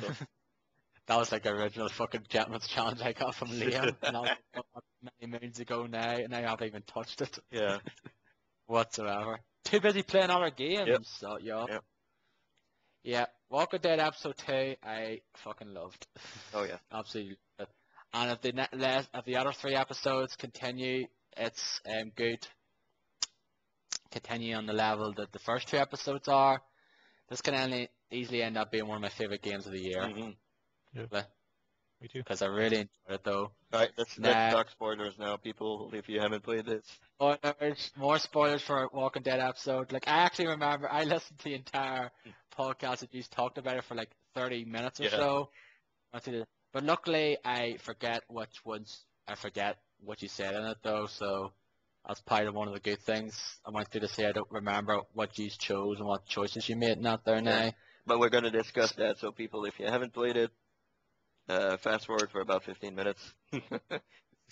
Oh, hopefully it won't be that long, man. 15 minutes or something. Probably. We'll discuss about it. The first thing you had to do was give the food out to your characters. I gave mine to Duck. Yep. Ducky. Yes. Yes, surprisingly, despite the fact I didn't save him in the first episode, I give him the food. Clementine, Mark, and what the fuck's the name? Kenny, isn't it? Okay, there was only 3 though, right? Oh, it was It 4. was 4? Okay. Yeah. It's Kenny, isn't it? The guy with the Yeah. cap. Kenny. Yeah. Yeah, Ken. Yeah, I give it to Kenny, Ducky, Clementine, and Mark. I was actually going to give it to Doug though, but he actually refused. So I What? just gave the Really? last one. Wow. Refused? Yeah, he actually refused. Because I remember you say I actually listened to a bit of it again. I actually remember you trying to give it to the woman, Katja. Yeah. He refused for you. Yeah. So it must be different though for each Because I gave certain mine game. to Doug and he took it. Yeah, he didn't. He said you should give it to someone else. I gave it Like, to Mark. Yeah, I give it like Mark, Doug, Mark, Kenny, Ducky. Ducky, and Clementine. I think the kids And is fucking- pretty much a given for everybody. Probably. Yeah.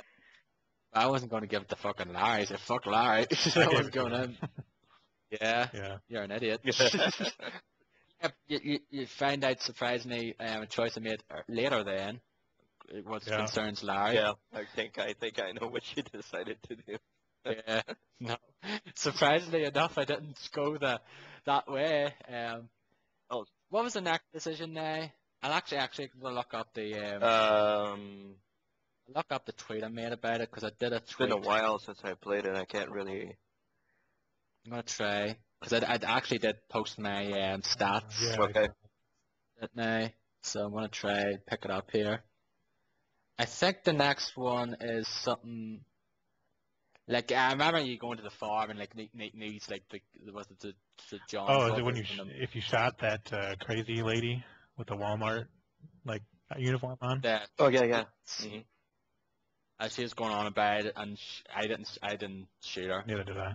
Uh, I didn't shoot her because I think she was gonna sort of rat the guy out, and pretty much that was kind of when I was like, yep, there's something suspicious about these folk. But I kind of had an inkling before that though, because they were all these like all of these friendly, lovey-dovey guys. Like, yep, something's not right with these guys Yeah.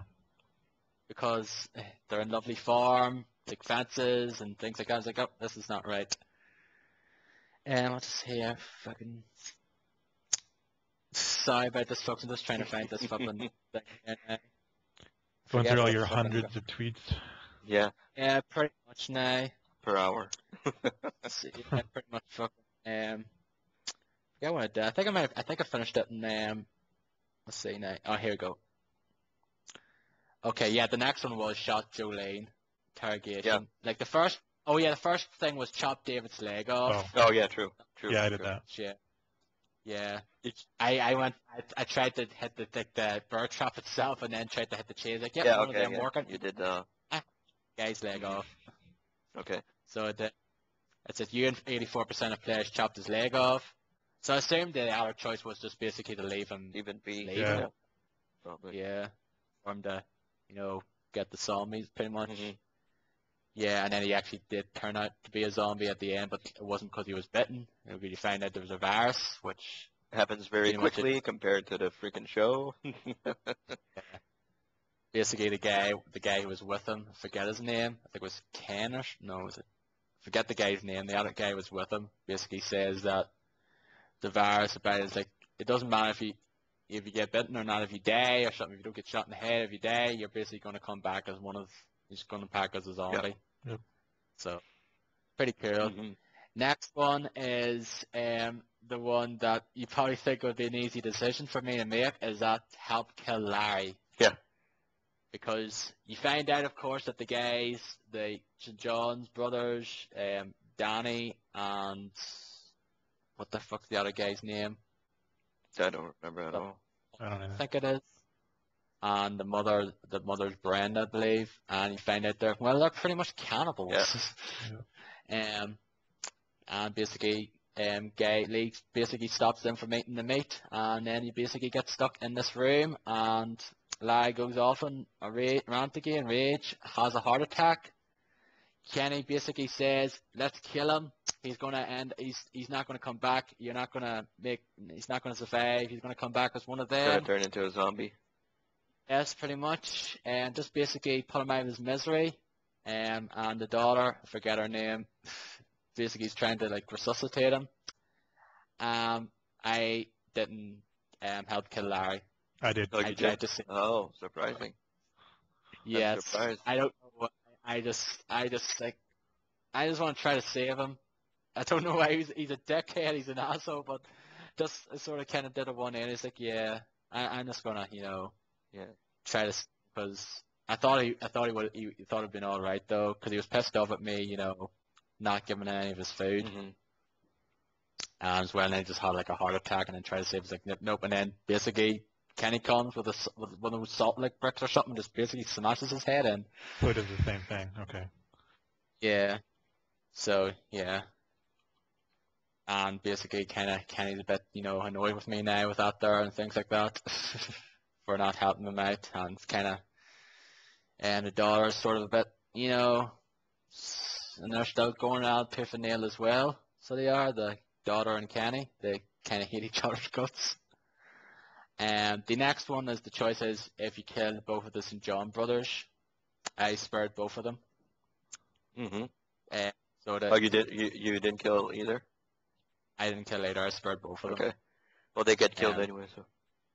Yeah, it's pretty much there's no point anyway killing them off because they're going to get fucking eaten alive by the zombies anyway. So just say fuck. I killed both of them. I killed one, saved one. Well, let one be. I think because Clementine was there, and I think she's seen you kill one of the She brothers killed. or something. She saw me kill both of them. Yeah. I was like, oh shit. Oh shit. Because I Yeah. didn't So know it's where like, she yeah. was for the first guy. I thought she was still back in the room. Right. How Yeah. it's gonna end is But she's gonna turn into a zombie and she's gonna kill you. That's how Walking Dead's that, gonna end. so sad. I hope not. Yeah. No, that would be pretty drastic if it happens. Yeah. Like the help kill Larry was you and 68% of players that help. They killed both of St. John's brothers. I spared them as you and 82% of players didn't kill both brothers. So quite a lot Wow. didn't kill them as well. Some of them probably either killed one, just one of them, or some of them, a few just killed both of them. It's like, fuck you guys, you are cannibals, you deserve to die. Because there was no point giving the food to Mark as well after what happened to him as well. Yeah. Well. Getting a arrow shot in the back, Mhm. and then getting his legs chopped off. Yep. And turning into a Making- zombie. Yeah, pretty much, yeah. And the last one was to steal food from the car, and it's like, I stole food. It's like, you had 55% of players stole food. It's like, yep, the car was abandoned. Wow, it's only 55%. I'm Yeah. actually surprised at that. Yeah, it's pretty even. So, what do you guys? Did you steal Yeah. the food? Yeah. Yeah. The thing was, like, Clementine's like, shouldn't do this here. I was like, yeah, the thing is, though, the car is abandoned. There's no one about. But we don't So- know if it's abandoned. Maybe they're the guys, who knows? Yeah. If they were but, watching us and they're going to track us. Who knows? Oh. And then that was the end of it then. And then episode 3, the stuff that come up, basically what's happening to that, like the sort of decisions you made as well, kind of, fixate what happens in episode 3 and things like that. But- I'm very much looking forward to episode 3 now after this. Very much looking forward to it. Okay, question for you, Darren. You played on 360? No, I played on On PC. Okay, did it hang for you at certain parts? There was certain points though that did kind of freeze for a couple of seconds and then continue on. Okay. Yep. So it's pretty much the same in the PC and the 360 one as well. Yeah. Okay, because when I played on the 360, I played the night that it came out, and it was really like very, very noticeable. Like when you make a decision, like it freezes, then it starts back up, freezes, starts back up. That was very noticeable on my side. In the end as well, during the episode 3 trailer, it kind of hung there for a couple of seconds Mhm. and then went on as kind of configure like a decision you made earlier. Yeah, it has to put into account the people you left alive and what kind of decisions you made and all that stuff. So There's the Power Rangers. They forget. But yeah, Right. actually, I think that's the reason why it hangs like that. Yeah. So it's not perfect on the PC either though. Like I've been playing on high and runs smoothly, except for the fact that sometimes it just kind of like hangs for a couple of seconds, just like taking account the decisions you made and not there. Mhm. Yeah, but yeah, very much enjoyed the episode. Episode 2. Very much looking forward to 3. I hope it comes out this month. It's supposed to come out, I think, at the end of July, right? At the end of August. Yeah, hopefully it does come out, but hopefully it doesn't come out at a time when Darksiders 2 comes out. Chances are it probably will. It'll probably because be when the end of the month or something. Because when that comes out, I'm probably be playing nothing but it for the next couple of weeks. So at the end of the day. Okay. You want to take a break? Yes, please. Yeah, I'll just stop it then and just. You can put in some intermission music or something.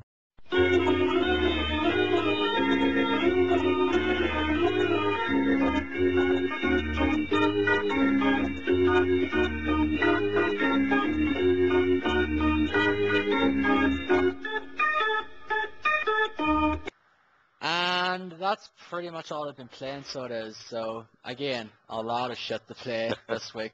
But like I said, off this week, but it'll be a lot less now over the next few weeks since I'll be back to work. Mhm. And when Darksiders hits, that's pretty much all I'm going to be playing. You know, So anyway, I'm thinking about pre-ordering Darksiders 2. did you play the first one? Yeah, I rented it and I finished it. And what did you think of it? I liked it. I just didn't like Yeah. the portal gun stuff. Was really kind of annoying. Right. It's been a while. It's been a while since I played that game. But like, yeah, I forget what that kind of part was. Yeah, but like, yeah, I watched the quick look for it, the quick look EX, and it's like, yep, I'm just more pumped for this game after watching that. Yeah, I mean it looks cool how they have loot now, and like colored loot and stuff. Yeah, Yeah. and the thing as well, you can like put your stuff, like certain like unwanted loot into make your other like certain weapons you're using more powerful and things like that as well. It's a pretty cool system, and that's the kind of thing that's in Final Fantasy 13 too as well, where you get these monsters, and you can fuse monsters to make other monsters more powerful and have like more stats and abilities as well. So it's kind of something like along those lines as well. But yeah, I'm very much looking forward to Darksiders 2, and I have it pre-order and definitely looking forward to it. These are lucky because these are getting it Tuesday week, 14th of August. When you get it. We get it the week after, Oh, okay. Wow. which sucks. Well, I'll have to get it then, so I can just shove it in your face that I have it before you. Yeah. It's like, what have you been playing, Dark? Oh, I've been playing Darksiders 2. Yeah, fuck yeah. Yeah, I'll be like, oh, you fucking bastard. Fuck yeah. Yeah. But anyway, let's move on here to the question of the week, which unfortunately we didn't get as much responses as last week now. Maybe Yeah. because Dennis was basically saying, maybe it's because the question was probably a bit too, in a way, complex, I guess. Yeah. And I guess some people, talking about DLC and talking about favorite game of all time, like favorite game of all time kind of appeals a little bit more to people, I guess. Yeah. Well, DLC people will be, oh, okay, well. So I know some of my friends that responded, and the last one would be like, what the fuck is that? So Yeah. not But everybody's a anyway, gamer. yeah, exactly. Now, Stark, since you were away last week now, I just basically want to ask now, what are your thoughts on DLC overall? You mean like where it's like character packs and like crap like Yeah, that like and what? like cheating, well not cheating, but Yeah, like advancing what? the game? Yeah, like the stuff with me and you, Dennis was talking about. Like, what do you consider to be good DLC, and what do you consider to be like bad DLC? Like things like that, pretty much. Good DLC would be Borderlands, except for maybe the Mad Moxie one, and Mass Effect 2 DLC. Hmm. Even the Mass Effect 1 DLC was good. Um, I guess the bad stuff is, well, like a Mass Effect 3 where you can pay to get your little packs of Yeah. stuff, but it's completely random. It's like paying for a pack of, baseball cards or something. Hmm. That kind of stuff is bad. Yeah, Uh, and like character packs and skin packs and things like that. They're shit as yeah, I well. mean, even Saints Row the Third had a bunch of that too, Yeah, like oh yeah. vehicles and like characters and stuff. Um, yeah, that stuff isn't so great. I guess as long as it like adds to the game significantly, like even like map packs. I mean, I know a lot of people like those, but I could care less about map packs. Hmm. For If yeah, but like that's the thing. If you said you're not really into the competitive no, multiplayer though, so it won't really I appeal do to I you. do like the maps that they've released for Mass Effect 3 multiplayer. Those were free. But yeah, but that's cooperative And though, that's so that's a It free. is, different So but it's story. multiplayer. Yeah, and it's free as well. But Yeah. like in terms of like competitive multiplayer, you said you're not really into it all. So yeah. yeah, that's pretty much it. Yeah. So I guess I Dennis, don't really like the fact that they put DLC on disc a lot, but I mean I can see how it would make things easier for online compatibility with other people. Yeah, people who don't have good internet connections.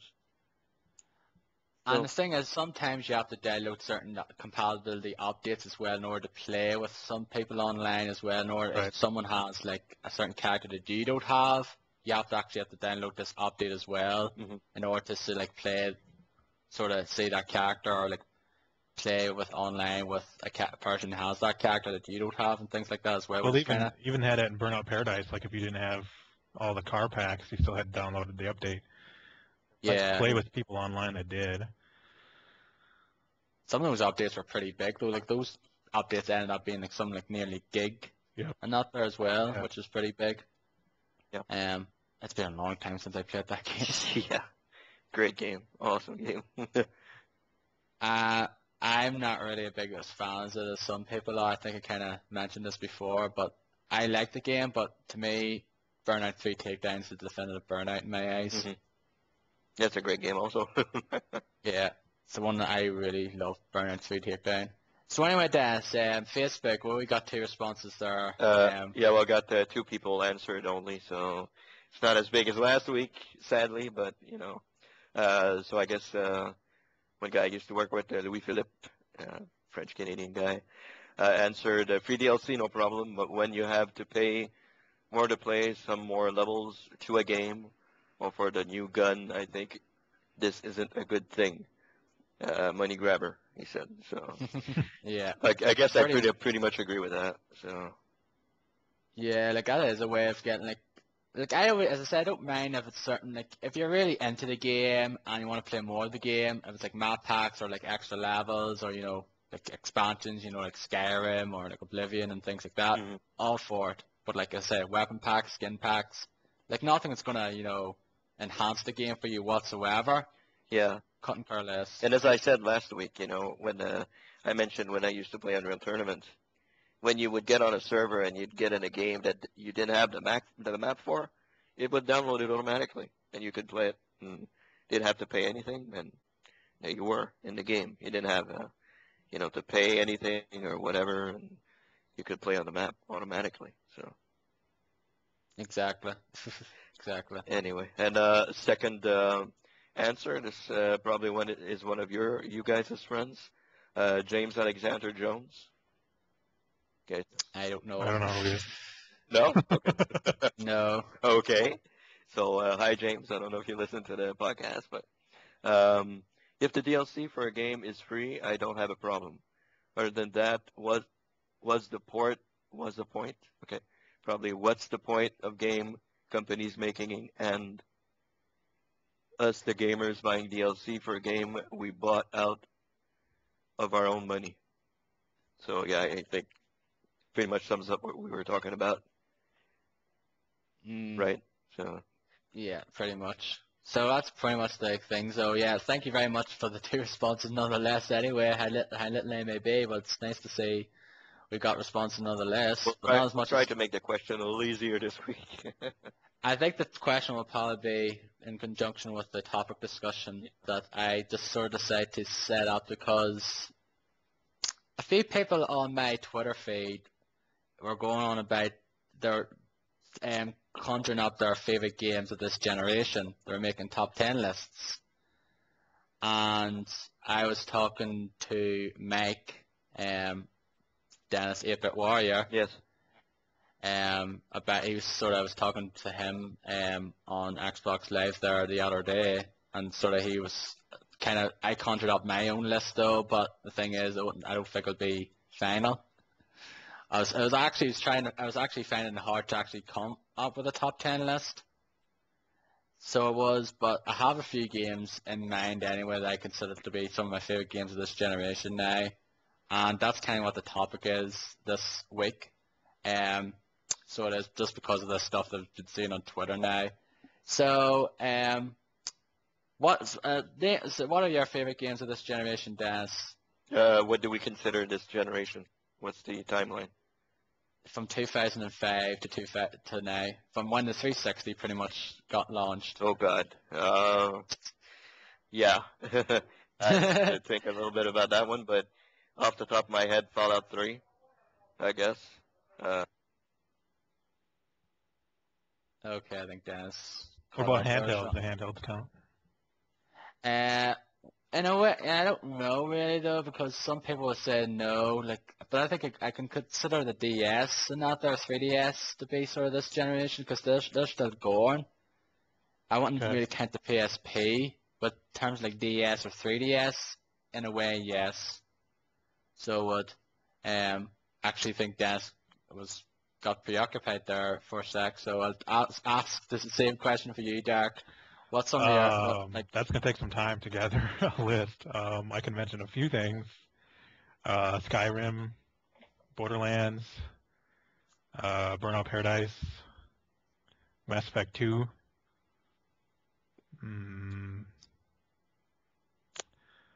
Those are the ones that jump to my mind real quick. I guess I have to look at my games collection and go through my shelves and see if I can figure out some other ones. But those ones for sure.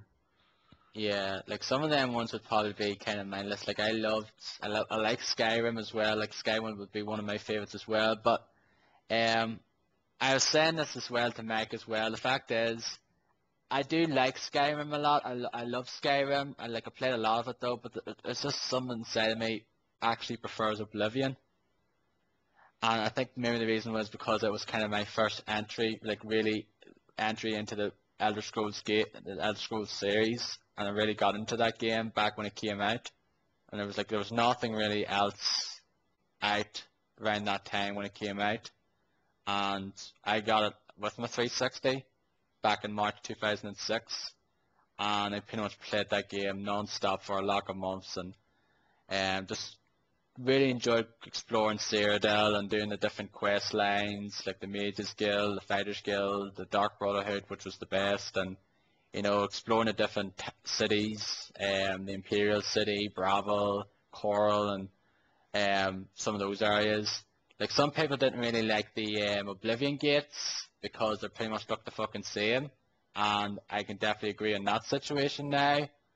But I just really enjoyed playing. Like I've put over 150 hours into Oblivion now, and pretty much got all like the achievements in it though. I did all the quest lines. I did the main quest line in Knights of the Nine, and also the one in the Shivering Isles as well. So I pretty much did a lot of stuff during my playthrough of Oblivion. Like I never start up another character or anything like that though, because I just want to play like just my one character, and I'm pretty much sure. I'm assuming that's the same way with yourself, Derek, with Skyrim, would it be? Yeah, I pretty much have one character, but I have multiple versions of the character due to the Dawnguard DLC and me screwing up on some quests. So, but yeah, I mean I like Oblivion, but I like Skyrim more just because I like the world more in that game, and just all the systems, the upgrading system and the leveling system I like more. Um, it's been a long Yeah, time. like It's been a long time since I played Oblivion, though. That's for sure.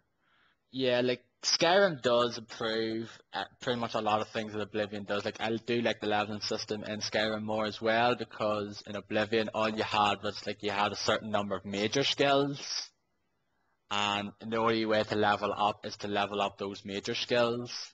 Um, and the fact is in Skyrim you pretty much can level up any sort of skill you have, like destruction, archery, sneaking, anything like that. Though you can get experience and then level up. So it makes leveling up in Skyrim a lot easier, of course. And like I said, like a lot of elements from Oblivion are improved in Skyrim. Like the combat is slightly improved though, but it's kind of the same. But to me, combat's not the strongest part in the Elder Scrolls games. It's like more of the like exploration, like the adventuring you do and doing the different quests and meeting the various people you come across. Dennis, are you there? Yes, hello. Sorry about that. Uh, so I'll just go back to you now. You were going to talk about Fallout 3 there before you got abruptly cut off. Yeah, sorry about that. Yeah, I guess I could go with Fallout 3 being one of my favorites of the last generation. I put a ton of hours into that game. Played it almost twice over, the main quest, and I think I've done pretty much every quest in the game. Really enjoyed, really love Fallout 3. I guess we could talk about Mass Effects 1 and 2. Another, Well, the Mass Effect trilogy overall, you could yeah, say, though, although yeah. you probably won't have much thoughts on the third one. Sadly, no, but yeah, you could go with, I guess, the Mass Effect trilogy, the Assassin's Creed series, another great series, the Rock Band series, which another one that I personally love. I don't know if you guys haven't played that much, I guess, of Rock Band, but I know, Never cared. I love I do like the Rock Band games as well though. Probably like I go back to it from time to time though, but mainly just like I play either like the mic, the like vocal or like the guitar. Hmm. That's pretty much the only instruments that I tend to play on the Okay. Rock Band. But like from time to time I go back to it though and play like a bunch of songs and it's still a great game. I really do enjoy those games though at the end of the day. Yeah, I guess I could go also with Saints Row 2 and 3. Two fantastic games, especially 3, which was We're not going to mention the first one. the first one, yeah, but it's not came out before 2007, didn't it? 2006 it came out. I meant everything from the 360 launch Okay. is considered to be a current generation game in my Okay. opinion. Well, there, yeah, you can go with the Saints Row series, which is pretty much phenomenal in my opinion. It was I think it was your favorite game of each year that came out, wasn't it? Exactly, yeah, it was like 1, 2, and 3 when they came out was my favorite games of all of the years. I know you weren't fussed too much about 2, Darren. I think you didn't. No, it's the first one. I loved 2 as Okay. well. I loved 2 and 3. The first one I wasn't really. I enjoyed for a bit, but the thing that killed it for me was when you died, Hmm. you lost half your health. Yeah, And not half your health, you half your cash. yeah. Oh, there goes the phone. Whole, Having a lot of having a problems lot of here. problems. Hold on a second, be right back. Okay. Yeah, I forgot to mention Saints Row. Actually, I like every single one of the games, but I think I like Saints Row the third the most. Yeah. A lot of people like the second one the best though, and didn't really think too much of the third, which That's I can see surprising. what they're. Yeah, there is people that do like the second one more. Hmm. But I absolutely love 2 and 3. Like, I enjoyed Saints Row 2 more than I did GTA 4 when it came Yeah, me out. too. Yeah. Because it sort of retained like the old crazy stuff that you know from the previous GTAs, Yep. and some of the activities in it were very fun indeed. And it had co-op, which was pretty I cool don't as think I well. ever played co-op with anybody in that game. I think I played a bit of co-op in the second one with Dennis, but that was it. And the majority of the points you got in the 360 were you had to play through the game on co-op as well, which was kind of kind of crap though. But like I said, I played a lot of the third one on co-op as well, and very much enjoyed it, and very much just loved it though. Now, did you ever play any of the multiplayer in Saints Row 1 or 2? I tried a little bit of the first game multiplayer, and I don't think I've ever played this multiplayer in the second game. No, no, neither did I though, because like me and Dennis, we were part of like the group. We've mentioned this before, part of the group called the Franchise, and we played a lot of the Bling My Ride Yes, we did. multiplayer mode, Yep. and that's so we did. And unfortunately, it was taken out in the second one, and pretty much killed it first. Then I didn't even touch the multiplayer in the second No, one because of that. pretty horrible. Yeah, But yeah, yeah, sorry. but since so go ahead. You were gonna say something there, weren't you? Yeah, sorry for cutting that short. Phone can't stop the Yeah. phone from ringing. Sadly. A lot of happening. You're saying you Yeah. got cut off there abruptly, and you're getting cut off again by phones and that. There, Yeah. what's going to be next? Someone going to knock on the door, and you have to answer. I'm not gonna go answer. It'll probably be some sort of marketing guy or something. Would Yeah. you like this? No. Slam the door in his face. Yeah. Exactly. Yeah. But anyway, Saints Row, yeah. Strategies, I think is a great. Like I said, don't think too much of the first one, but I love 2 and 3. Hmm. Yeah, it was pretty fantastic. I guess I could go down and talk about MLB, the MLB series, which I've been bothering you guys with for a long, long time. I played a whole lot of that game. And being Canadian, I've played that more than NHL, so that's pretty coming from my side.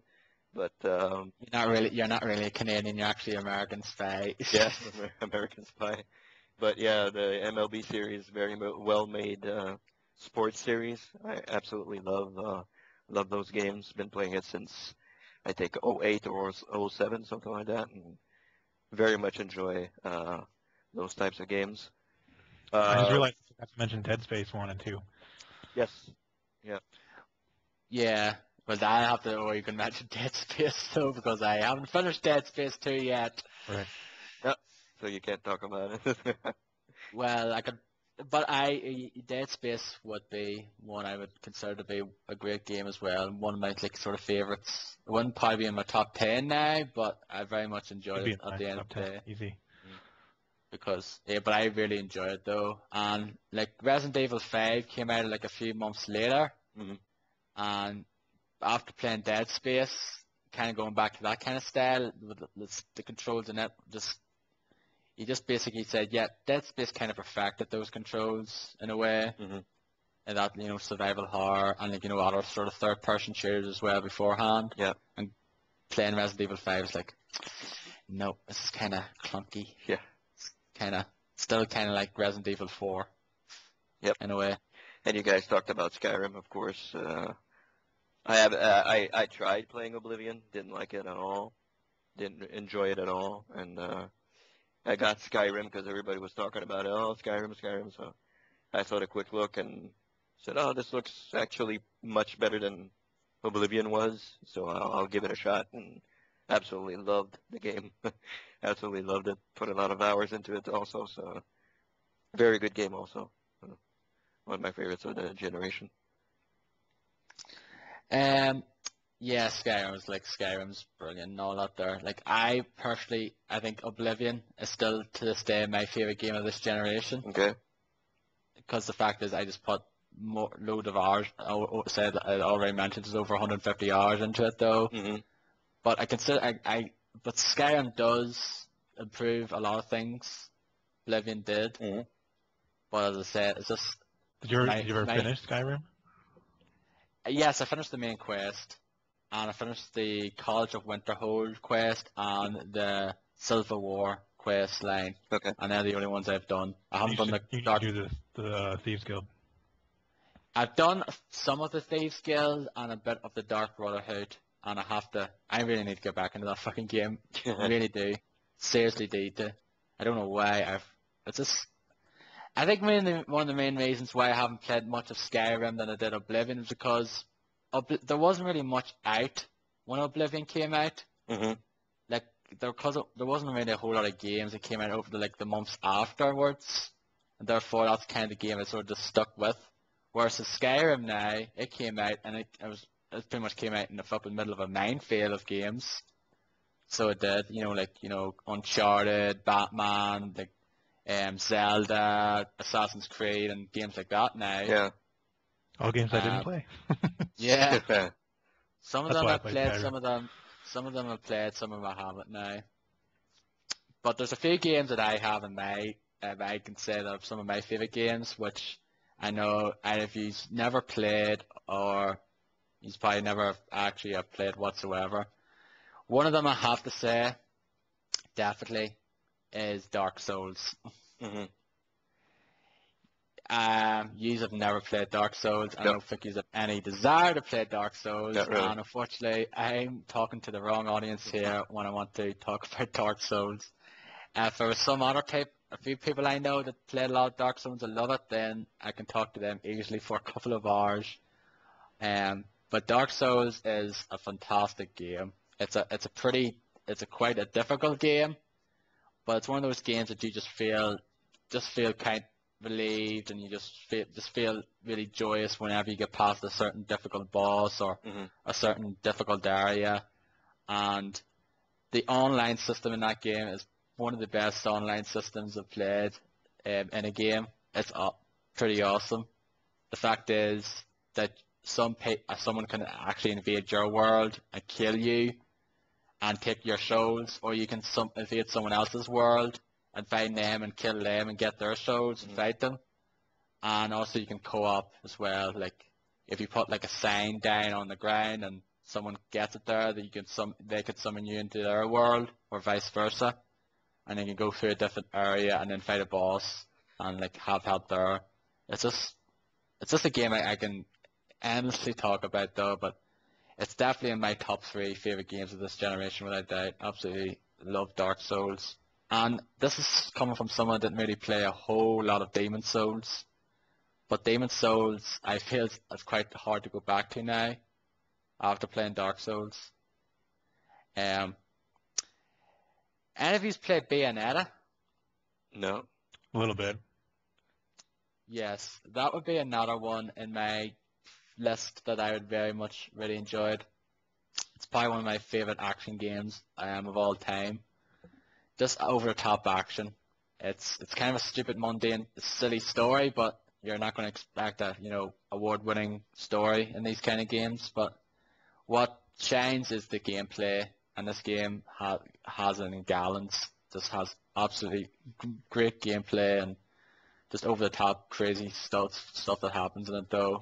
Very much enjoyed that game as well, and it was my second favorite game of 2010 for nothing. And unfortunately got beaten out by the next game. Basically gonna put these together because they're pretty much the same game, and that is the Super Mario Galaxy games, which they're 3D platforming at its finest with Mario and crew. Absolutely love those games. Brilliant platforming action and also great music. And very much, I've actually got the soundtrack to Super Mario Galaxy, so I did. And it's a brilliant soundtrack at the end of the day. I could go on here though, but the thing is, there's games I can say here I very much enjoy, but the fact is, none of you have played them, therefore you don't really have Well, an you opinion can on. mention them, I guess. Yeah, like I could talk about like Tales of Vesperia, absolutely love that game. Lost Odyssey, Internal Sonata, games like that now I can mention. I can talk about though, like Legend of Zelda Twilight Princess. I'm not going to mention Skyward Sword because you already know my opinion on that game. I know you don't like it. I don't. It's not that I don't like it. I just don't really think too fondly of it. I kind of think it's overrated. Like IGN gave that game a 10, but then again, that's a site that gives fucking 10s away freely. They give that a 10. They give Uncharted 3 a 10, and Uncharted 3 is nowhere near 10. No, not at all. It's not. Not at all. And the fact of the matter is that game kind of, it would have been good, but the fact is there was one part in that game that killed it for me, and that was the shipwreckage part. Yeah, I agree. That was a flipping nightmare to do. Took me a while to get through that part though, and kind of spoiled my overall enjoyment of the game a little. Yeah. Uncharted 2 would probably be one I probably would really enjoy as well. Like Uncharted 2 was many people's favorite game of 2009. Yep. Would it be yours, Dennis, or would it have been Batman, or? I can't remember what I picked for 2009, but I don't think it was. It was among my favorites, but it wasn't my favorite. I can't remember what I picked. No, sadly. Yeah. Tales of Vesperia would actually be my favorite game of 2009, despite the fact it came out in August 2008 in the States, but we didn't get it till June 2009. Yeah. So, yeah, 10 months later. So, go European localization for the win. Hooray. Yep. But yeah, we got a few games now earlier than you. We get the 3DS XL earlier. Yay! We get Kingdom Hearts. We got Kingdom Hearts like a week earlier or so. Yay! I think you get the WWE games earlier also. No, I think he's get them earlier now than us. Okay. We do. None of those WWE games would be amongst my favorite games of this generation. No, not at all. Because none of them touch Here Comes the Pain. No. And that game's 9 years old this year. Yeah. Best wrestling game ever. Yeah, that and the N64 ones as well. They're brilliant wrestling games, but I'm not going to go on about them here or I'll bore Derek to death. Because every time we mention wrestling, someone would turn on the snooze button for some people, pretty much. Yep. Other ones I can think of now. No, I can probably think of more though. Like Gears of War. I really enjoyed them, but I don't think I consider them to be some of my favorites of this generation now. Like, I loved Gears of War would probably be most memorable because of the multiplayer nights we had back in, 06, 07. We played that game non-stop for like, six months. Yeah, pretty much so. I think every night we used to play that game. Man, like a bunch of us, and there were a bunch of us back then, and we actually had to refuse guys like, to play with us. Like I did a video for GameSpot back then, and we actually had to refuse people to come in because we didn't have any spots left. So if somebody left, somebody joined. Somebody left, somebody joined. That was Yeah. crazy back then. Like I remember sometimes I played though, and I stayed up late to play it though because I was kind of a bit unemployed at the point because I was finished university, and I stayed up late some nights now to play it though, and other ones you just like, yep, I'm heading off now. See you, and some of you still play it for like another 3-4 hours afterwards. Yeah. Just, like a lot of late night sessions. Oh yeah. We used There are probably some of my favorite multiplayer sessions this generation when I that was died. fun. That was really fun. And that's pretty much where you first heard the anger in me. Yeah. Yep. Yeah, exactly. I pretty much sweared up a storm when I played Gears of War multiplayer, especially with the blasted shotgun. Yeah. The roadie run shotgun Yeah, combination. because there's some people that pretty much you up and spam that and pretty much like fuck's sake. Yeah. And remember a certain person, Rich, who's basically saying, I hit him 50 million times and I died. Yeah. Yeah. That was a favorite quote from Gears of War sessions. Yeah. I shot him 50 times. He didn't Shot me die. once and I died. Yeah. Exactly. Yeah. Some great games though. Yep. Without a doubt. Gears of War series. But- Yeah, that's a pretty good series, I have to say. Yeah. Good series. Call of Duty 4 mainly now as well had some great multiplayer sessions, Yeah. but like again, I wouldn't really consider them to be they won't be anywhere near my favorite games of the generation. But in terms of sort of multiplayer sessions, yes, Yeah, they were pretty fun. they were fun though. Unfortunately, that's long gone now. It's kind of went downhill from 2008, so it did, and we've never recovered. Yep. But we'll always have the memories, Dennis, won't we? Yeah, always. I don't think they'll ever come back though, but sadly. It was fun. Everyone's moved on pretty much. Yep. Everyone has moved on with their lives. Some people, Yep. you and me have stuck together. We're a bunch of losers, Dennis. Exactly. But still. Yeah. But anyway, yeah, I guess we make that question of that will be our question of Yeah. the week probably. Yes. Surely question get of the more week. answers this time. Hopefully we get like pretty much what are some of your favorite games of this generation? Yep. Like we've named some of the ones we remember fondly now. Like I've got Oblivion as pretty much my favorite game. Dennis has got Fallout 3, I presume. Yeah, Or Fallout 3 your favorite I guess I generation? could go, with Fallout 3 being my favorite of the generation. And what would your favorite game of the generation be, Dennis? I mean, sorry, Derek. I don't know. I'm gonna have to go look through my stuff and compile a list. I can't say definitively what it is yet. Yeah, there's so many Right. good games, so it's kind of hard. But Yeah, can a lot of great games this generation now, and pretty much haven't scraped the bat. Like haven't gone into each of the other ones as well here. hmm Like I've got a list here. I have a list. I had Oblivion, Bayonetta, Metal Gear Solid 4. How can I not remember that? Yep, I played that. That was- I wouldn't list it as one of my favorites, but it was a very good game. Like that was my favorite game of 2008.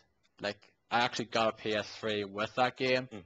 and that was a game that kind of blew me away because I was surprised at how much I really enjoyed Metal Gear Solid 4. Mhm. Because I enjoyed the Metal Gear Solid series before. Like I finished the first and second. I've never played through the third one entirely. Mhm. But the fourth one I just sort of blew away. Just the action that happened in that game, some of the scenes that happened in that game just blew me away though. But like I don't know if I feel the same way now going back to like over 4 years later. Mhm. But I just really enjoyed that game. It's just definitely one of my favorite games. And mention like Super Mario Galaxy 2, Dark Souls, Tales of Vesperia, Lost Odyssey, excellent RPG, Skyrim, Castlevania Lords of Shadow, mainly because I'm a big, Castlevania fan, Yeah. and like Saints Row the Third. That was kind of like the top 10 I had here when I was mentioning the mic earlier. So it was, Cool. That's a pretty good list.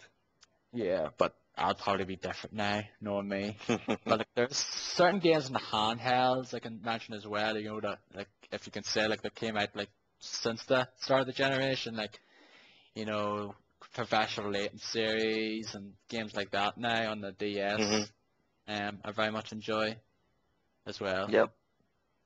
But anyway, that's what I will do now. So it will be. So anyway, that's the question of the week, folks. What are some of your favorite games of this generation? Yep. You've heard from some of ours. What are yours? Yeah. Send us in stuff. You can reply on Facebook. I'll post it there. I'll post it on Twitter as well, and hopefully we'll get some more We responses. can send an email as well. And send an email, yes. Has somebody checked the email recently? If we No, I haven't. Probably nothing or barren wasteland as well. Yeah. But you can send an email at unitedgamedom@gmail.com as well. All right. So anyway, finally we are going to go through the stuff that we've been watching, and I will go first this time, if that's okay with you guys. Sure. Go ahead. On Tuesday, I pretty much went to a cinema double bill in a way, so I did. Because I went to the cinema twice on one day to see 2 superhero films. One of them being The Amazing Spider-Man, which was seen in the Tuesday afternoon, like early Tuesday afternoon, and then I went to see The Dark Knight Rises at after 5. So I think both of you guys saw The Dark Knight Rises, actually. yes, we both did, didn't we, Derek? Yeah, I saw it opening weekend. So we could discuss it here then. What are your thoughts on Dark Knight Rises? Derek, Yeah, I thought it was really, really good. It started slow, and I guess I didn't really like Bane. Like his mask was kind of dumb, I thought, but he was a good villain. Even though it was at times I couldn't tell what he was saying at all. Yeah. It's kind of hard with the way they voice the voices coming out of his mask or something. Yeah. I thought it was a really good movie. The ending I especially loved, I guess mainly because of, What happens? because I enjoy Batman and like his characters. I guess I won't spoil that part of it for people, but yeah. I guess looking back on it, comparing it to The Dark Knight, I think I enjoyed both of them equally for different reasons. Okay. But Dark Knight definitely, the Joker, was like the best part of that movie for sure. Yeah. I actually just, after watching Dark Knight Rises, I think I watched The Dark Knight like the night after. It's like, yeah, the Joker's just such a classic villain. I just loved Heath Ledger's portrayal of the Joker in that film, and it's just too bad. Unfortunately, he never was alive to see it. Yeah, he never saw all like his acclaim and all that there because he died 6 months before the film came out. Yeah. So when you wonder what would happen with this movie if he was still around, like would he be in the movie or not? I think it would have been in the movie probably. Because they brought, well, I guess I won't say anything. Yeah. There are some other characters from older, like Batman Begins, that make an appearance. Yeah. Yeah, but like they're mainly cameos. Well, yeah, but still. Yeah. Yeah, like I know what ones you're talking about now. Now, yeah, it's like there is a twist in this film as well. Did you see the twist coming? Nope. No.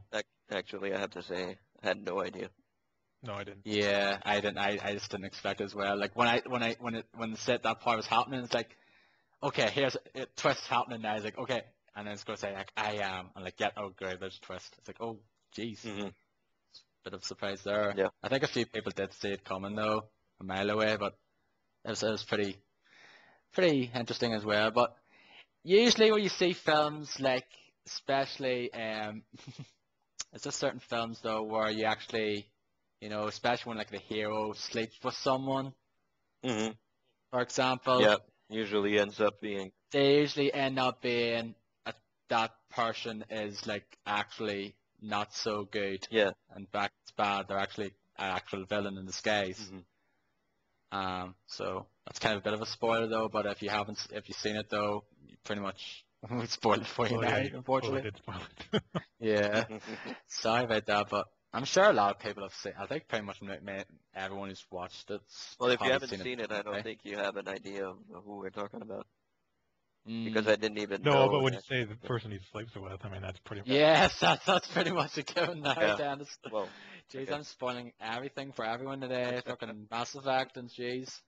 Doesn't matter if I'm you. just gonna call this a spoiler-filled episode. Yeah. But I should just do with Joey from Friends, like the blank with the blank blank. yeah. But I think like Tom Hardy's performance. I don't know. After we've seen Heath Ledger in Dark Knight, I kind of had a problem with Tom Hardy's performance. I don't know. It wasn't that great as Bane. I don't know. It wasn't. I think the problem is he I had that mask on, so you couldn't really see him being an actor, really, Yeah. other than like bodily movements. Hmm. I enjoyed being though. Like I said, I did prefer Joker. Yeah. I really like. I I think think I enjoyed. everybody did. Yeah. Yeah, I enjoyed the Dark Knight more than the Dark Knight Rises though. But I really did enjoy the Dark Knight Rises as well. Like I thought it was very good though. Like it did start out slow, and there's a kind of a bit of a slow middle as well. Like when what happens there. Mhm. Kind of know what I'm talking about, and then like the ending, like sort of comes out, sort of starts with a bang, then and then the ending of it's. I think the ending pretty much wraps things up nicely. Yeah. The ending's pretty much pretty phenomenal. I Yeah, really Yeah. liked it. Yes.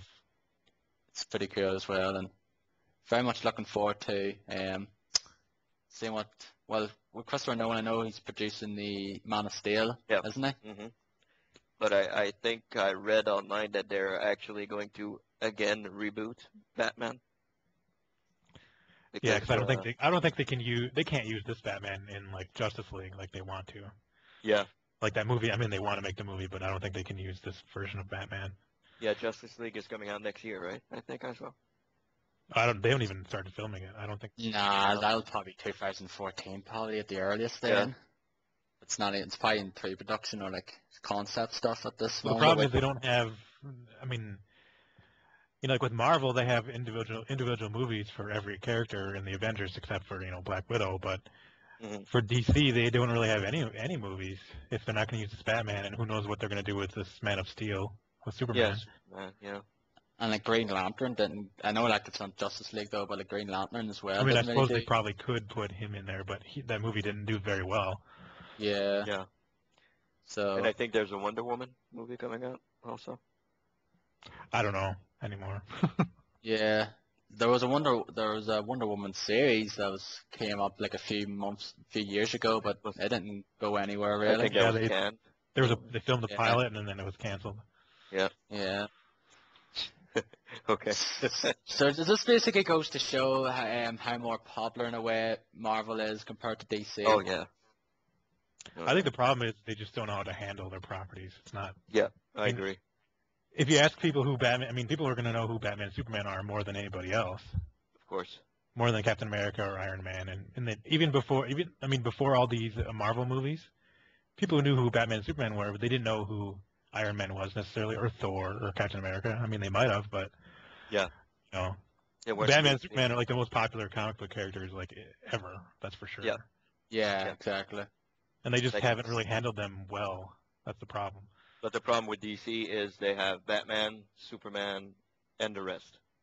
It's like the rest, people don't really know who they are, like Wonder Woman, Flash, Green Lantern, those guys. They don't really. Like like they haven't made like like video games or like movies. Well, they might know Wonder Woman from the '70s TV show, but Yeah. that's it. Probably, yeah. Yeah, but like outside of the comic book fandom, Yeah. not a lot of people are going to know most of those characters or like about their history and things like that as well. But you're right, Superman and Batman are pretty much the most popular heroes of all time. Because they're pretty much like the first proper superheroes as well, because they've been around the longest.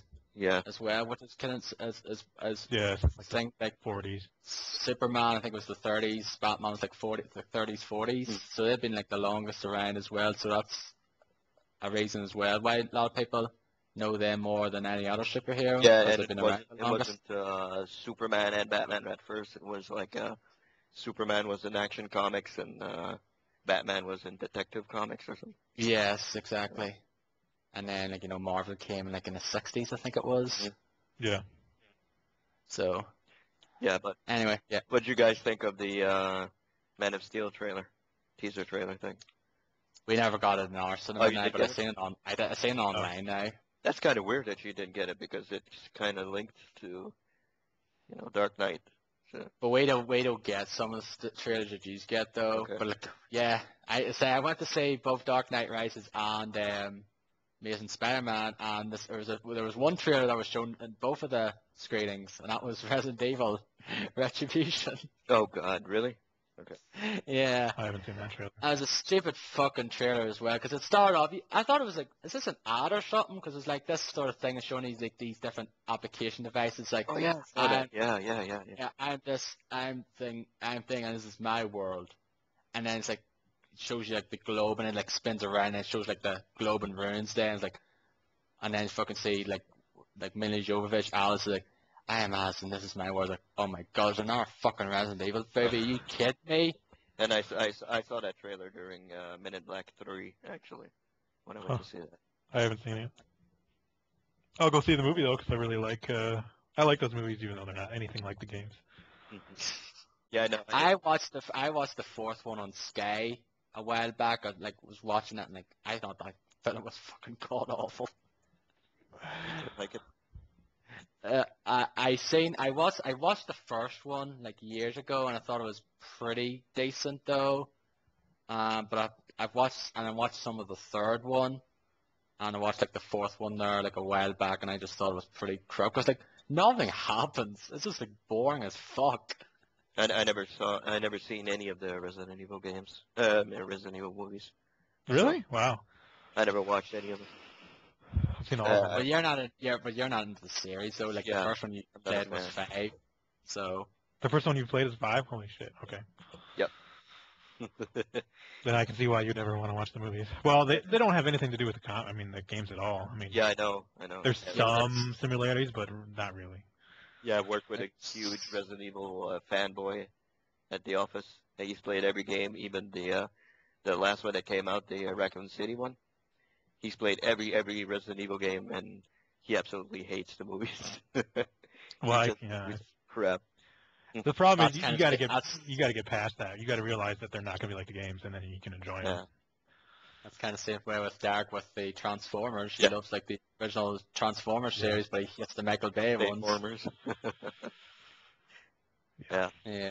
I can't wait to see what that guy does with well, quote unquote, can't wait to see what he does with Teenage Mutant Ninja Turtles. He's probably going to destroy that. He's done. That's apparently canceled or something now. Oh, it's canceled? Okay. Or either it's canceled or he's not involved anymore. One of the two. Okay.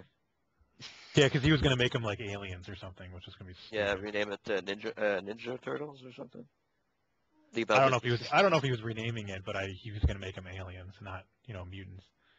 Yeah, now it's just basically ruin that franchise for everyone, like he did with Transformers for a lot of people. You just fucking destroyed the whole franchise if you do that. So. Yeah. No. But it'll probably still make like $1 billion fucking dollars. Yeah. Like Transformers. Yeah, because Dark of the Moon did. people are idiots, so that's why.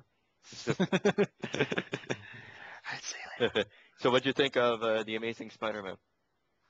I enjoyed it now. I know you weren't really overly fussed on it though when you talked about the previous episode, but I enjoyed it though. I do agree that Andrew Garfield's Peter Parker is a lot better than Tobey Maguire's Peter Parker. He's really good.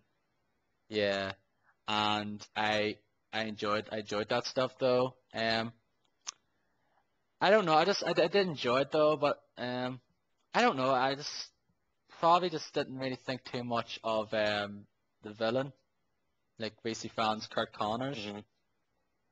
It's just something about it. It's like it's kind of a Yeah, kind of a meh kind of part in a way. very much. Like, And it's another origin story. I went to see it with my mother because my mother likes these types of movies, and she's like, "Didn't we already see this?" I'm like, "Oh yeah, it's yeah, pretty 10 years similar. ago. It's pretty Yeah, similar, yeah." yeah, there is definite parts that are definitely quite similar. Mhm. Like, kind of like sort of like in a way like what how sort of Uncle Ben Mhm. gets killed now in a way, except it's certain things come out differently. Yeah. He doesn't like Mhm. he doesn't go and fight like Bonesaw or anything like that now, Yeah. or like any of those like crazy stuff and happened in Sam Raimi Spider-Man 10 years ago. But he hasn't actually found the killer yet of Uncle Ben. It finishes and he hasn't found him. Spoiler. It's not really a spoiler, I guess. No, I consider that a spoiler. Yeah, because he was looked. That was like the thing. He was looking throughout the That's the reason why he for the became guy. Spider-Man. So.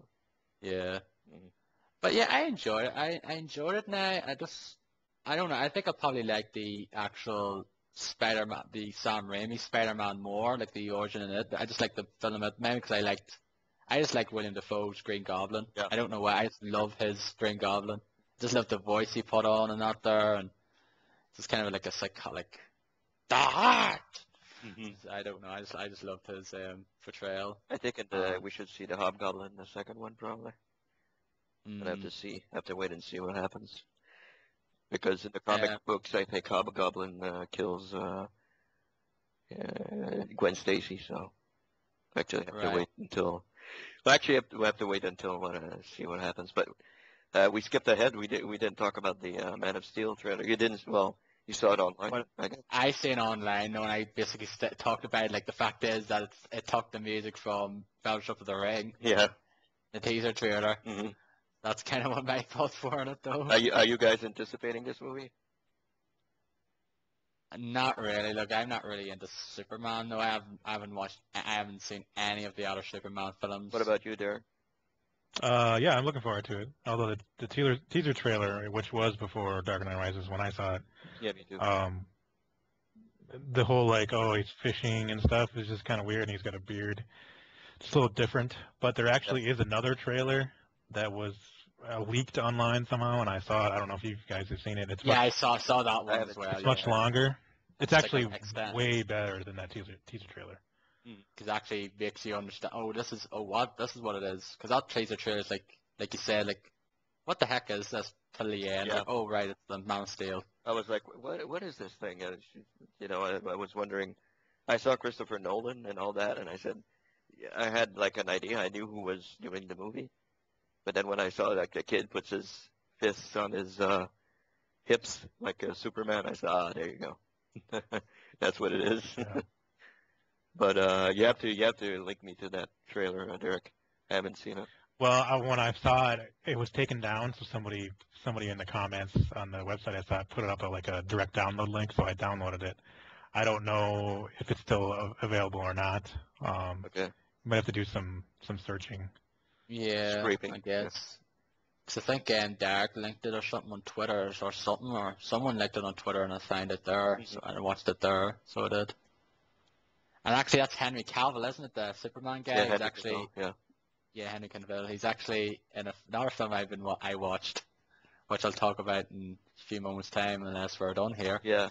I can't. I actually can't wait to see Man of Steel. I'm a huge Superman fan, so was disappointed with Superman Returns. That I think, yeah, kind of that film's kind of gotten a bit universally panned, I Yeah, believe. kind of off track a little bit, and doesn't really. I don't know. It doesn't pick chord with Superman at all. But anyway, Didn't do wonders for Brandon Routh created it. yeah, exactly. But the very first Superman, the one that came out in '77, I think, or '78, that is still my favorite superhero movie of all time. I love that movie. I love I that. think they're on Netflix then Superman films now. Yeah, So I might give them a shot now. I See what they're like. I actually have the extended cut, the one I think Richard Donner re-released it, like an extended cut of it. That's Superman 2. Is Superman 2? Yeah, Okay. that's the extended cut of Superman 2. But I actually seen an extended cut of 1, Richard Donner did do one, or That was was the it second. It was the second one where they had all those problems with the directors, and then he filmed part of it, and then those other directors took yeah. up and filmed Yeah. the rest of it. Hmm. Yeah. But I know there's an extended cut of the first one because, like the time they spent on Krypton at the beginning is a little longer than it was shown in the movie, the theater. Oh, Like, I did. Yeah, Superman 1, 1978. It was directed by Richard Donner. yeah, and the whole trial with Zod and all that. It's a little longer than the one that I have. I fucking love that movie. I think I'm gonna go. Marlon Brando's in that film, isn't it? Yeah. Hmm. Hmm. Yeah, because I remember watching some of it on TV here a while back. I didn't watch it all though, just like watched a bit of it. I just remember I watched like the start, but I remember I know that he was in it now. Hmm.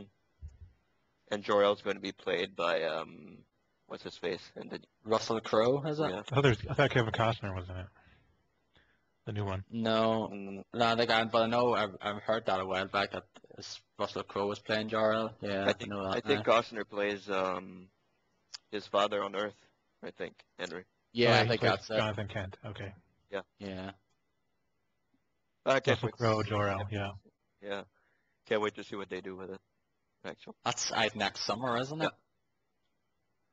Snacks, I know Zack Snyder is doing the directing it now, and he hasn't had the best record either. Like he did 300, I believe, Yeah. and he did like that Sucker Punch film, another film that got kind of universally panned. Yeah.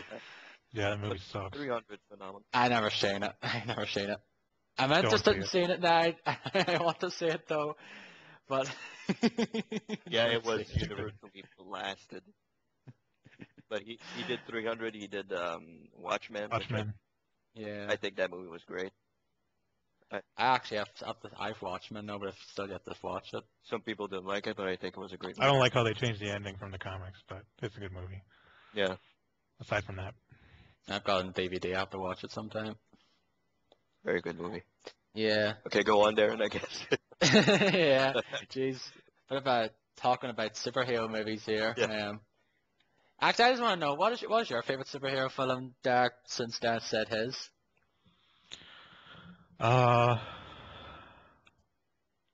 guess it's hard to say. I might say Batman, 1989. Right. That's a great movie also. I've never seen that either. I haven't seen fuck. I was like, fuck's sake, have you watched any films? Jack Nicholson's Joker was pretty damn good in that movie. He was great. And I think Michael Keaton is the best Bruce Wayne, in my opinion. Yeah, I think so too. Hmm. Yeah, I guess I'd probably Yeah. say Batman. I mean, it's been a long time since I've seen that or Superman. Mhm. I'd probably go with Batman. I just love the music from Superman, just the main theme. Oh yeah. The song. Yep. I I hope love they use the it Batman next. theme too. It's good. Yeah, the original one, yes, absolutely. Yeah. I have to watch it though. I have to watch Batman and Batman Returns. I wonder what you'd think because it's they're not using current technology for their effects and stuff. So I wonder what you would think of both of those movies. Yeah, I'm not really one of those kind of effects like those ones like, oh, this movie sucks now just because there's no like the effects look crap now. Mhm. Like I can Star Wars for example. Like if you watch the original version of it now compared to some of the CGI stuff and nowadays, so Mhm. like I'm not gonna say, oh my god, these effects look absolutely horrible compared to stuff Well, nowadays. those still hold up for sure. Yeah. Like I can go back to probably Lord of the Rings and watch them and still feel like the effects for the most part handled very well in some of the parts in it now. Yeah. I think some of the flying scenes in Superman might not hold up as well, especially if you have like a Blu-ray of it or something. No, that's true. I have to agree. Mhm. Yeah, like Superman, I know what you mean, because those ones that basically look like really tacky and kind of look like Man on a Wire or whatever Mhm. Yeah. kind of things. Yeah, I know what you mean. But Chris Reeve is I still think Christopher Reeve is like the best Superman that there ever will be. Oh yeah, I don't think he can be replaced. Actually, No. Yeah, he was phenomenal. may he rest in peace. Yeah, of course. Um, I actually don't know what my favorite superhero film would be. Like in terms of one I've seen, I've watched Batman and Robin, which I can't really say is good. Good God, No, no. it's horrible. I went to see that in the cinema with my friends Oh God. when I was 12 years old when it came out in the cinema. And I actually thought it was alright though back then, but like going back to it now, I was like, oh my god, this film's so fucking cheesy and shite. Yeah, as soon as it started, I was like when Batman drops into the Mr. Freeze's lair, and he says, "Hello, Freeze, I'm Bat." Oh, hi Freeze, I'm Yeah, Batman. I'm like, fuck. You never see Batman do something like that. Jesus Christ. Hi, Freeze, I'm Yeah. Batman. What the fuck? Yeah. I'm your archer. I'm your worst So he's enemy. supposed to say, "I'm the goddamn Batman." Yeah, That's what exactly. he's I'm the goddamn Batman. That would have been awesome, but yeah. Said in Kristen Bale's gruff voice. Hello, Freeze. Hi, Freeze. I'm Batman. Yeah. Actually, Kristen Bale, when he yells at Bane in the movie as Batman, you remember when Bane's kind of knocked out and he yells at him, "Where's the road? Where is the road?" Like he's trying to hold the whole gruff voice thing. Where is it? Where is it? I was laughing like a crazy man. I was the only one laughing, but I was laughing like crazy. It's kind of the same thing when he did it with I think it was with the Joker, wasn't it? Yeah. In Dark Knight, he was kind of going, "Where are they?" Yeah. Kind of the same thing there as well. But in this one, he kept on Bane and, "Where is it? Where is it?" And I'm like, Jesus Christ. Yeah. Anyway, enough superhero films here. We're going on a little tangent here with superhero films. But So your favorite superhero film of all time is Batman and Robin? Okay. yeah. Yeah. I'll get fucking bloody slammed for that big time if that was the case. Nipple suit and all that. Yeah. Now, in terms of which ones I've watched, now I've seen Batman Batman and Robin, all the Batman, the Christopher Nolan Batman trilogy, Mm-hmm. Spider-Man trilogy, Thor, Captain America, Avengers, Fantastic Four, Rise of the Silver, which that film's kind of bad as well. Oh, horrible. Yeah. Especially with the way they fucking use Galactus. Oh. A fucking cloud or something. That was so stupid. Holy fuck. Oh my god, that was just so... Yeah. Good thing they're remaking that one also. Are they? I think they are, aren't they? Yeah. Yeah, I think they try to wipe those ones off the face of the earth. Yeah. Well, now Johnny Blaze is Captain America. They can't. Yeah, Chris Evans. Yeah. Yeah, they can't use him anymore. Yeah, I suppose. Yeah. At least he's moved on to sort of better Oh yeah, things much without better. there instead of being stuck in that rut. Mhm.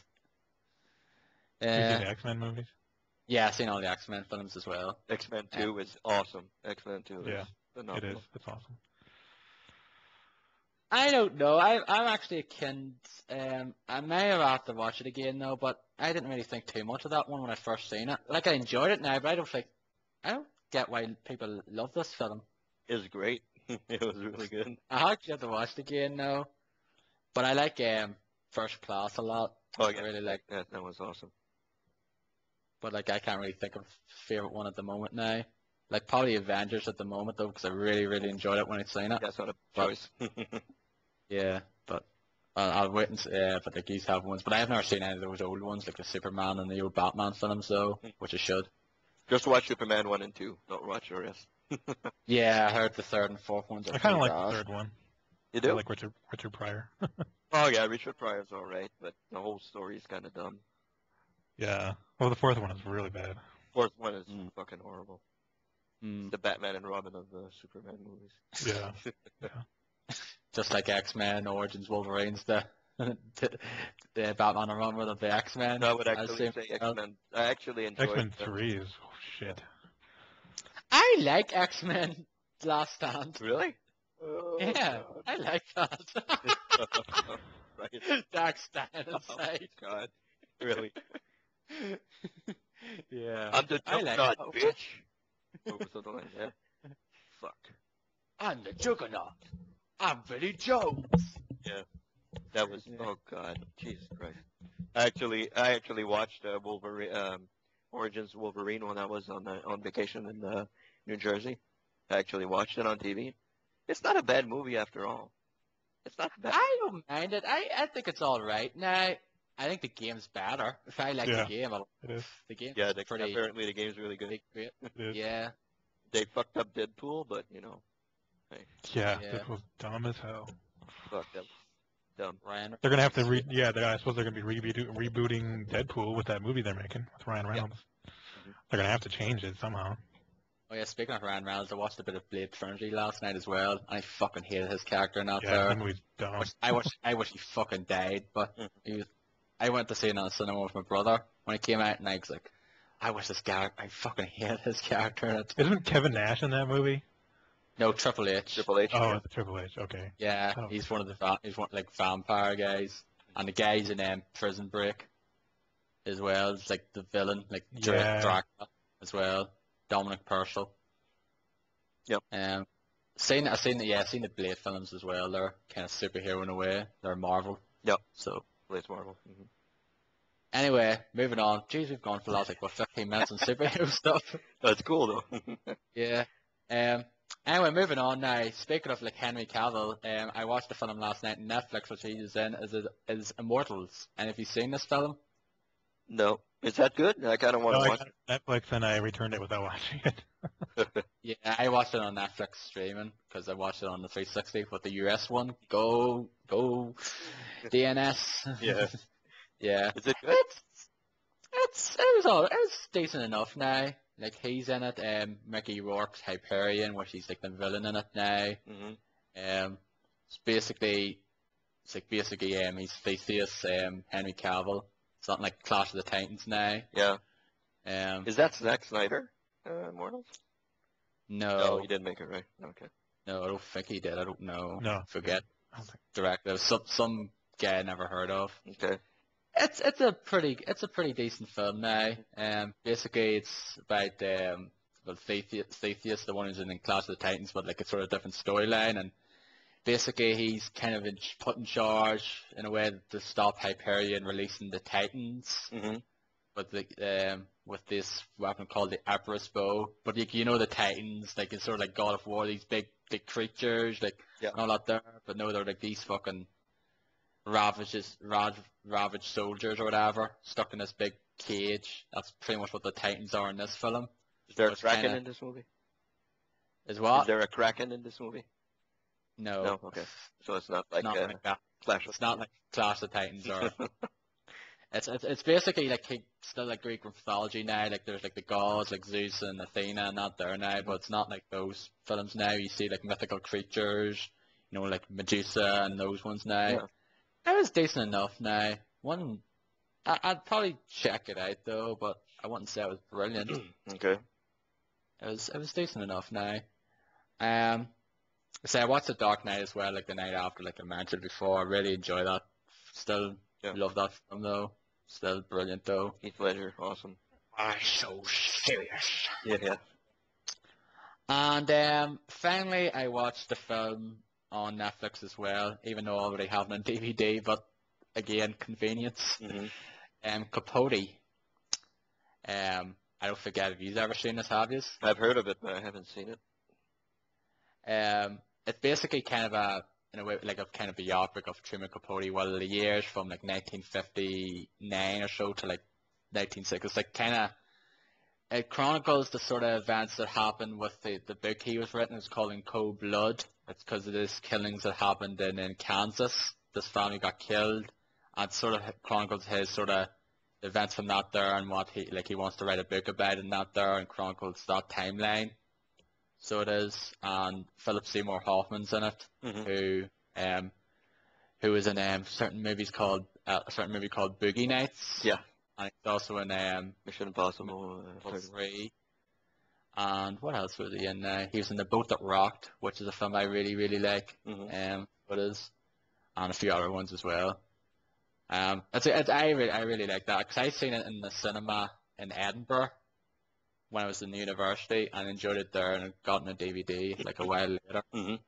I thoroughly recommend checking it out now. It's a very I really like that film. He got an Oscar. He won an Oscar for it as well for his portrayal.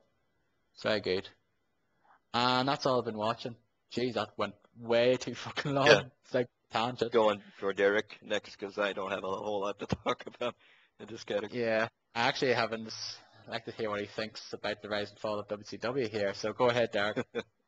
Okay, so yeah, I watched the Rise and Fall of WCW documentary. I own the DVD. I just haven't watched it in a long time since I bought it. A friend of mine came over and he wanted to watch something, so we threw that in. And I was a huge fan of WCW back in the Monday Nitro days, like in the late 90s. I watched it every night, I watched even of like some of the pay-per-views during that time. So I was like a huge fan. So you And prefer WCW to WWE then, did you? oh yeah, at the time, yeah. Yeah, okay. And there's some things in there that I never even knew. Like I stopped watching WCW primarily. I mean, I think I kind of went back to it back when they were getting bought by WWF. But at the Starrcade in 1998, when Kevin Nash beat Goldberg by, cheating, of course. Yeah. So Stupid, I didn't know that Kevin Nash was like a bookie or whatever. He was the one who was like running shit there for a while. Yeah. I didn't Yeah. know that. So, I mean, that's like no surprise at all that he would win that match. Mm-hmm. And then the streak as well. I was the one who ended his Goldberg's undefeated streak as well. Yep. And then I think he like fought Hogan and like at the next Monday Nitro and like purposely lost the match to give Hogan back the belt or something. Yeah. Yeah, I think he laid down or something. Yeah, just basically Hogan like poked him or something, Yeah. and he went, oh, and he went down, and then and then Hogan pinned him down. Yeah. So, and then after that, there was a bunch of weird shit that like went on with like David Arquette or something was like a big thing in that, for them. And Yeah, the wrestlers I've never even heard of that were around then. Yeah, because that there David Arquette thing was just basically a fucking big stupid thing, marketing promotion thing for that film Ready to Rumble. Yeah. Mm-hmm. Okay. Because that came out around that time, and that's basically why he was there and why he fucking won the title and that there, which still to this day is a fucking stupid thing. Like a fucking not like David Arquette winning the WCW title. That pretty much killed every single drop of that belt's credibility after that. Yeah. That's the reason why. And that there Triple Cage thing, did you see in the thing as well? That was in the film. Yep. So that's where that came from as well. Yeah, that film's bad. I think that after that Starrcade, I think it just started going downhill from there, and just took a steep dive, with that whole David Arquette thing. So I mean, it was pretty good. It was a pretty good documentary. Yeah. It just makes me wish that that was still around and I could still watch all those wrestlers and all those matches and stuff and all the storylines, because that was a lot of fun, like back then. Well, you can watch TNA. It's pretty much TNA is pretty much the new WCW. Well, they don't have like the same people, obviously. It's like Jeff Jarrett or whatever, like whoever he is, like why is he a big deal? I don't know. Jeff Jarrett. I love that part. I love one of the guys basically said, never sold a never or something. One of the guys during that documentary. Yeah. But I think TNA is pretty much the new WCW. There's a lot of wrestlers from WCW that are there now. Wouldn't really say a lot of them now. Like Hogan's still there. Like I don't know if Eric Bischoff's still there now. Eric Bischoff, I think, is there also. I think there's a few other ones as well, but that's it. Like it's a long last time since I followed anything TNA related. Mm-hmm. I watched a little bit of it, like I think 2 nights ago. Like just caught a glimpse of it. And it's pretty much the same shit that's going on. So, and Brooke Hogan is the like she manages the girls over there or something like that. Oh really? Wow. Yeah. Yeah. She's fucking with her there as well now. So, like, I'm actually watching a video, a promo thing of it though, with her fucking being like ripping off the shirt or whatever. I was like, oh my god, please do me a fucking favor. Yeah. Exactly. So I think back then when they bought WCW, I started watching a lot more WWF during that time, but I didn't watch a whole lot. I think the last thing I remember was The Undertaker had stopped doing his whole like biker dude thing, and then he went back to his old style Yeah. with like the black costume and everything. Mhm. Yeah, That was actually right after I stopped watching it, so I didn't that was even see 2000. that. That was 2004. He came back. Was the Mhm. like proper Undertaker? Yeah, at WrestleMania. Yeah. Yeah, WrestleMania 20. Mhm. So I mean, it was a pretty good documentary. It wasn't like super special, but Did you ever watch the Rise and Fall of ECW? no, because I never ever watched a single ECW match before. Oh, okay. That's a pretty good one also. That's still my favorite that's still my favorite wrestling documentary I've ever seen. Yeah. Absolutely love that one. It's pretty Like good. I recommend you check it out nonetheless. So like it's very good. Like you should watch it nonetheless. So like just to see what it's like though, like how ECW was like and how basically financial problems pretty much killed that company Mhm. with thanks to Paul Heyman and his business Yep. stature. But I didn't really watch it. I didn't see a whole lot of ECW as well because unfortunately the only WWE was the only one that was shown here. Mhm. It wasn't until like late in the lifetime of the other ones that we got to see them here because there was a show here called WCW Worldwide, which pretty much chronicles sort of like showed certain matches of like certain matches of like Nitro and Thunder. And the sort of sad thing as well, though, every time there was a chair shot and things like that, a stupid like Batman kind of thing came up like twonk, zab.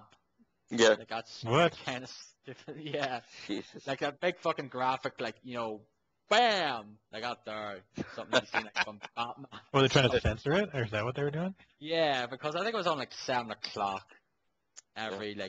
every Friday or something. I think it was on like a channel here, Channel 5.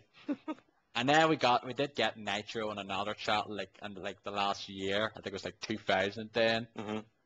But like that's when basically WCW was in the shit pretty much then. Mhm. Like, it was like really really bad. Like you think like fucking David Arquette was bad winning the WCW title? Fucking Vince fucking Russo won the WCW World Heavyweight title. Yeah. I remember that. I And a don't few know who months that is. later, he's a guy. He used to be one of the sort of writers for WWE as well, and then he went over to WCW. Mhm. And some of the stupid fucking crazy stupid stuff that happened there during that downfall was kind of mainly thanks to him. Oh yeah, they mentioned that some guy from WWF. Like that's the guy. Yeah, I think it was the part. He was in the ring. He's basically the guy with the beard in the ring. He's going through the bullshit of the politics and things like that. There, that's Fritz Russo. Mhm. There, he's basically. I don't think he's with TNA now, but he was with TNA as well for a while and kind of brought them downhill as well. Yeah. Nice. So he did. So yeah, basically everywhere he goes, he's gonna run them to the ground. Yeah, but yeah, absolutely, really did enjoy. Rise and Fall of ECW, just definitely check it out. Like, I really enjoyed that documentary. Another one you should check out is the Stone Cold one. It's very good as well. Yep. So anyway, continue on. Sorry about that little tangent. So we already talked about Dark Knight Rises. I will say that I did kind of look at like the exits, like to see where they were, in the beginning when we were sitting there waiting for it to start. Yeah. And there actually was this weird dude like sitting in the far corner. We always sit up like at the very top if we can. Mhm. Same And here. he was sitting in the far right corner, and I don't know if he was on his phone or if he was just talking to himself like all crazy like, but he was just mumbling like some of the weirdest shit like, oh, if I ever had a kid, I would kill him and bury him and blah blah blah, and it's like weird stuff. I was like, what Mhm. the fuck? So I don't know. Like some people sat between us, so I didn't really know if he kept on talking like that or what the hell happened. But I mean, during the movie, I didn't know nothing happened. I didn't notice anything. I didn't hear Mhm. him talking or anything. But it Thank was goodness weird. for that. It was really weird. Yeah.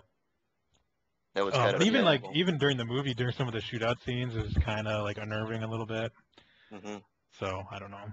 Yeah, Go ahead. didn't feel comfortable at all while seeing that movie. Actually, I have to say that. Yeah, at certain points, yeah. Mhm. There was not a lot of people around. There wasn't really a whole lot of people. when I went to my screening though, so I wasn't really that Well, the thing worried. was, like, in the first, like, shootout scene, you're thinking to yourself, people died during this scene. Yeah. People who are watching the movie at this point died. Yeah. So it's kind of, it's just unnerving and uncomfortable. Kind of uncomfortable, yeah. Yeah. Exactly. It's just weird. I watched Drive, the 1997 version, not the remake with, what the hell's that dude's name? I can't remember. Ryan Gosling. Yeah, not that. That was a remake? Yeah. Yeah. I had no idea. Drive 1997, directed by Steve Wang, who directed the Guyver movies. I don't know if you've ever seen those. Like a sci-fi martial arts movie based on the Japanese manga. No, never heard of it. It's a pretty good movie. It's got people you never heard of, like Mark Dacascos, Kadeem Hardison. I don't even know who that is. No. Brittany Murphy was in it though. Okay. Hey. Brittany Murphy. Oh right. It's a pretty decent. It's like a martial arts movie basically. All right. Pretty good. I think one of the guys was in the Double Dragon movie. Do you remember that? I never seen it, but I heard it's pretty bad. Yeah. Oh, I saw it when I was a kid. I was like 13 when it came out. Of course, I liked it back then, but it probably is pretty bad. It's a pretty good movie. It's basically like a martial arts movie more than anything. Like this guy is like the Mark Dacascos is like some Asian guy who's like a prototype superhuman. He's got some kind of enhancements that makes him, strong and stuff. And he's on the run from some guys that want to get hold of him.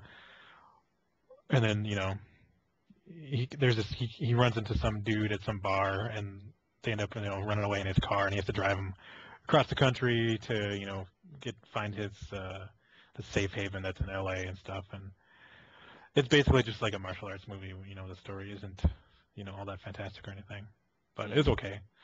I watched X-Men First Class, which I did not see last year when it came out. Mainly because I know that they made the movie just so that Fox could keep the rights to the X-Men franchise, so I didn't have any interest in seeing it, even though I know a lot of people liked it.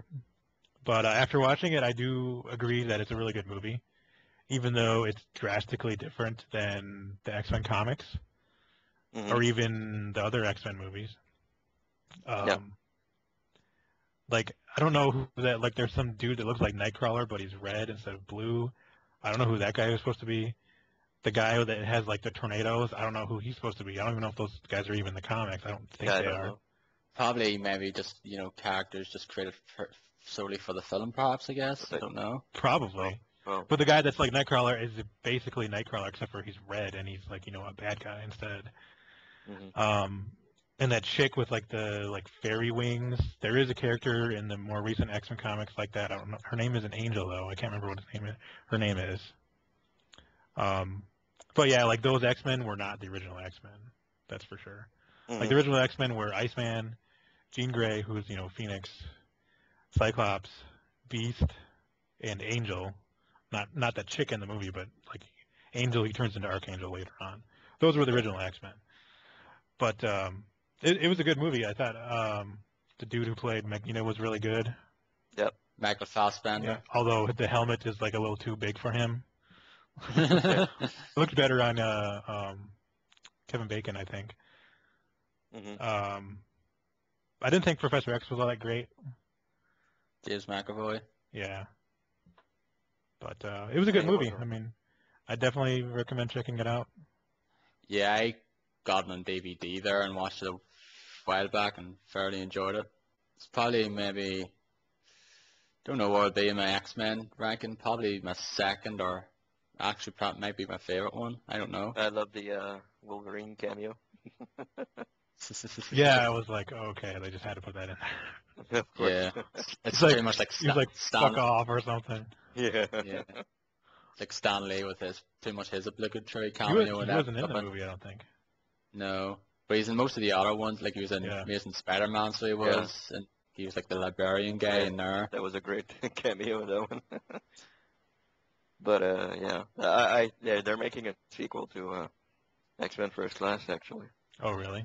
Yeah, I heard. So I guess it's just like a whole new franchise or trilogy or whatever. Yeah, this is Oh, basically a reboot, but yes, because of like that thing was like set in the 60s during the Cold War, so it was. Mhm. yeah. So basically, like had Magneto, Professor X, like a few other characters as well. Yeah. Lastly, I will mention that I watched the Olympics opening ceremony, which I have never seen an opening ceremony before, but I know they're always a big deal. Mhm. It was okay. It was really long. Good thing I had DVR, otherwise I would have been bored out of my mind. Especially when the Especially with athletes the watch. parade, it was like, oh, Yeah.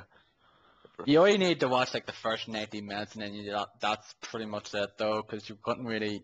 The rest of it was just no point. It was basically just an hour, over an hour worth of fucking athletes, countries coming out there and just waving. Yeah. I think I Extensively. enjoyed the end of it more than anything, like with the cauldron being lit and all the fireworks and stuff. Yeah. Yeah. But, yeah, I don't know. I mean, aren't the Olympics supposed to be about the world and not just like one country? No, it's it's just basically because the host nation really Well, though, right, and it's but kind. I don't know. Is that what Yeah. it's like on every single opening ceremony? I don't know. Yeah. I don't know, because that's the only one I ever watched as well, the London one. Yeah. It's basically just showing like What the history of. the country? Well, go ahead, Dan. No, sorry. No, it was like that for Vancouver when they did the Winter Olympics. You know, they show like what Canada's known for and all that, and Canadian So artists. it's very patriotic for the nation that's hosting it. Yeah. Yeah, like I'm sure it'll be the same way with Rio when it's hosting it Yeah. in 4 years' time. Yep. Interesting. So yeah, they had this Honestly. whole sequence with pre-recorded sequence with David Craig as James Bond going to pick up the Queen and Yeah. flying in a helicopter, Daniel Craig. jumping off and parachuting into the stage. I laugh my ass off. Like, at oh, I'm that. sure Like, the oh my Queen God. really did that. Yeah, it's just I laugh my ass. Like, what the? I just laugh my ass off at that part. That was great. Yeah, she just looked so bored. I was like surprised. I never really know. I don't know much about your country, but No, that's pretty much what she looks. She looks like all the fucking I was time. like, Well, most fucking times you see her in like footage here. Whenever she's like sitting and watching something, she looks fucking just like that all the fucking time. She looks like, is bored she as a her out of robot her or fucking something? mind. What? Is she a robot or something?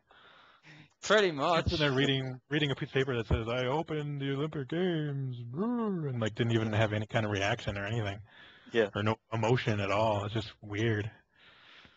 Yeah, I think at one point she was like looking at her nails or something, because this was like still during like I think this like the countries were still coming out, and she was just like looking at her nails or something. Basically bored out of her fucking mind. It's probably wish she was at bed at this point, because it was like after 11. Yeah.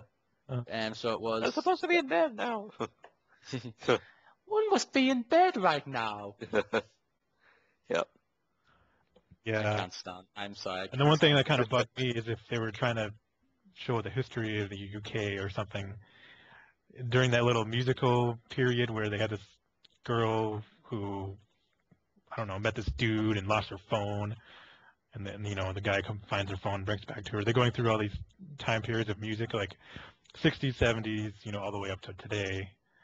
Like I felt like they skipped over heavy metal, which is a big thing in the UK, during the late 70s. Yeah, Like with Black especially, Sabbath and Led Zeppelin, and they didn't even mention that or didn't play any of those kind of songs, I would think. like the only closest thing to rock or whatever you got was like Queen. Yeah. Yeah. Like most of the other stuff was like the Yeah, mainstream and they showed stuff. they showed a clip of Wayne's World, and I was like, hey, that's not from the UK.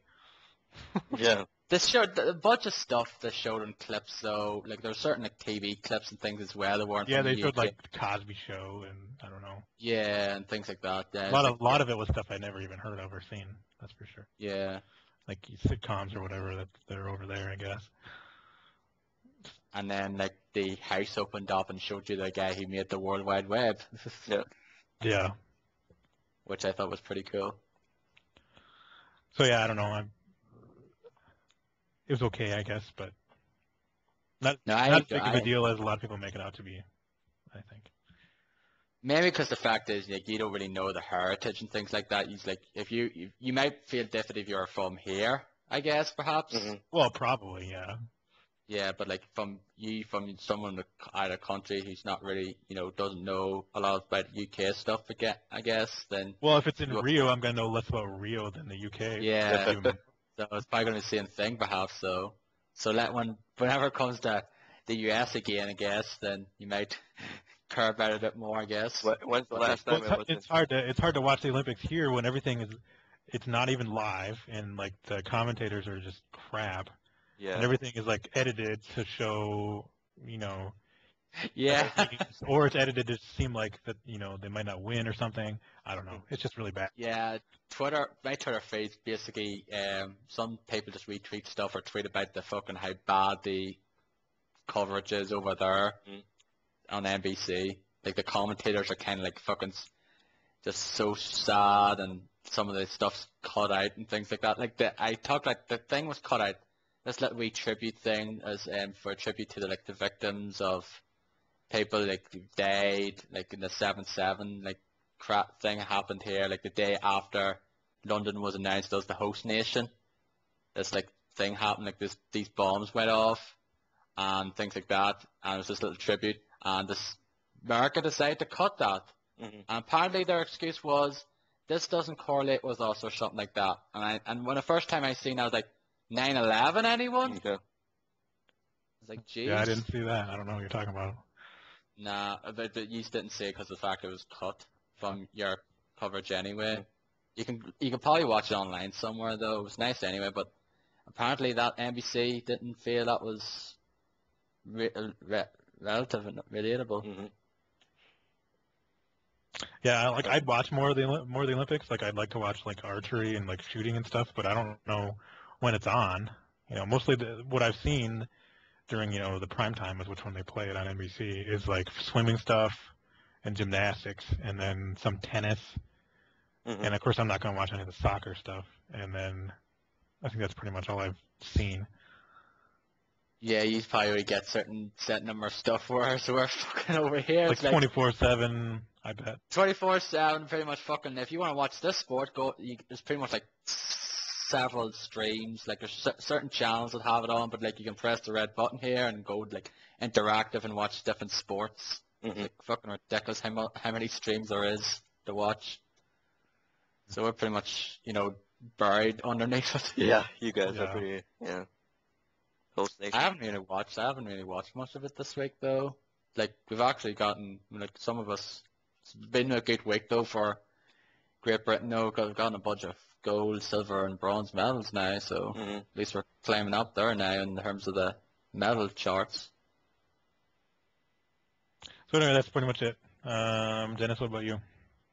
Well, it's been pretty barren. I haven't seen any movies or anything, TV wise or whatever. Well, I have been watching the Olympics. We kind of pretty much like the Americans, we get delays on everything, but we don't like they don't show us tennis and the same thing as you guys. Like I watch some boxing, some uh, athleticism, like the shot put and the javelin and all those types of things. They started yesterday, so they did. Yeah, So I they watched just happened. watched some of that, and this morning I watched actually something that was really cool. I don't know if it was delayed, but I actually watched it on the NBC to be, maybe a little bit contradict what you were saying. But I watched this guy. He's from South Africa. His name is Oscar Pistorius, and he ran the men's 400 meters this morning it was the qualifications. But something special about this guy is that both of his legs are amputated, and he was actually running with those types of blades that some amputees have. Like I don't know how they're made, like blades, I, like skis a little bit or something like that. And I know what you're talking about. Yeah. he actually ran the 400 meters this morning, and he actually finished second in the qualifications, uh, behind the second best runner in the world. So that's pretty surprising that he was right behind him, like I think like 40 tenths of a second he finished behind him. So he was right behind the guy, and that was pretty cool because like they showed his a little bit of his life story before the race and everything, and that was pretty cool. Like he they told him he could run in the Paralympic Games, which are after the Olympics. Yeah, I seen that. So I'm just wondering that there why he wouldn't be in that there now, because I didn't know. Like I didn't know that. Like that's something like this, because something like that there would be in the Paralympic Games rather than the normal Olympics. Yeah, he had to go through a whole lot of things like checking, like the Olympic Committee had to make sure he didn't have an advantage with his, which is kind of stupid, but making sure that he didn't have an advantage with his braces that he wears, because they say some people were saying that he has like a spring effect on him, which might make him go faster. But hearing that made me like, oh fuck, what are you talking about? He has an advantage, really? Okay. But anyway, I watched the race and it was pretty moving. I mean, the guy, finished the race and he was very very emotional and looking all around and everything, and he saw he finished second, qualified. It was pretty special. That's a good part of the Olympics, I guess, watching these guys compete. Yeah, watching. Yeah, that's pretty nice. I didn't know, but I think I read something about that though. Like I seen on Twitter, Hmm. someone tweeted about it, though, but I didn't know the full story about it there now. Like, so it's pretty cool nonetheless. Yeah, it's really good.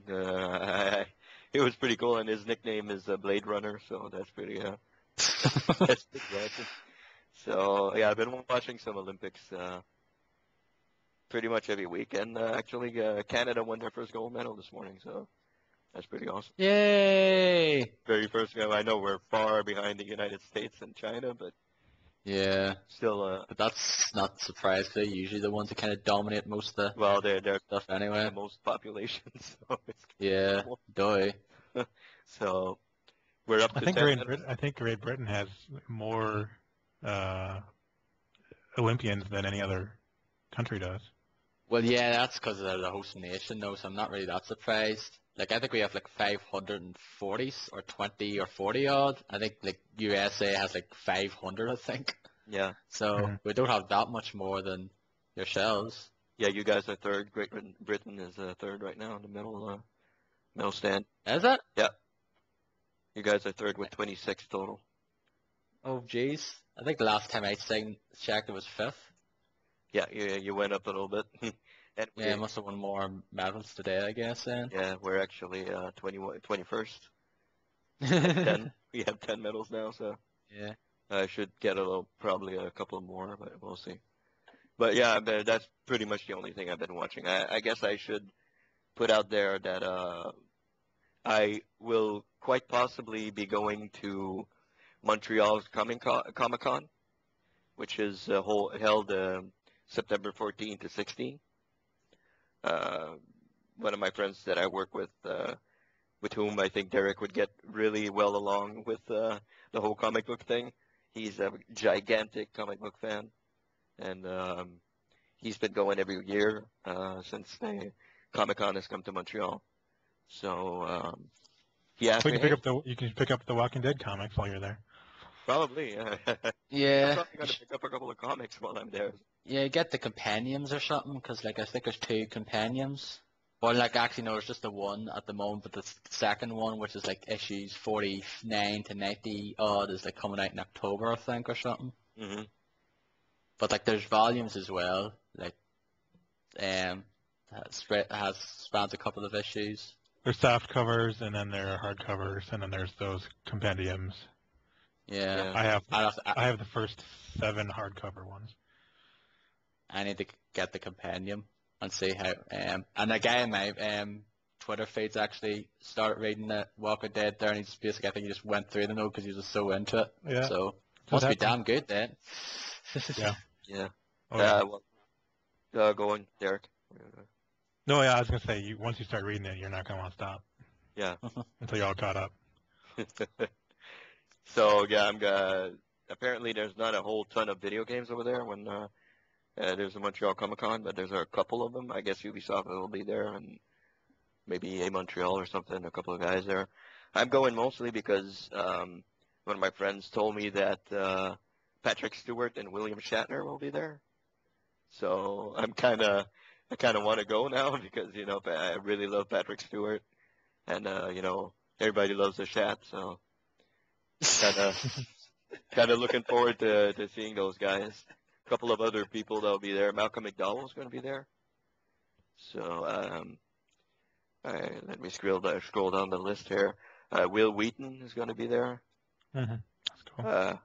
Brent Spiner, who played Data on Star Trek Next Generation. Yeah. He's going to be there, and a couple of other. Sam Huntington's going to be there. Kevin Sorbo is going to be there. Hercules. Yes, indeed. And a couple of others which I do not know, but and there's going to be a couple of comic book guys, of course. George Perez. I guess Derek would probably know a couple of these guys. George Perez, Mike Mignola, Tim Starlin, Tim Sale, Darwin Cook, David Finch, there's like a pretty extensive list. I know nobody in this list, so, but yeah, it's a pretty big, extensive list. My friend's going for the comic book guys. I'm going for the media guests. The actors. So, yeah, I should be going there, so I'll have more on that when we do our little podcast that week. So.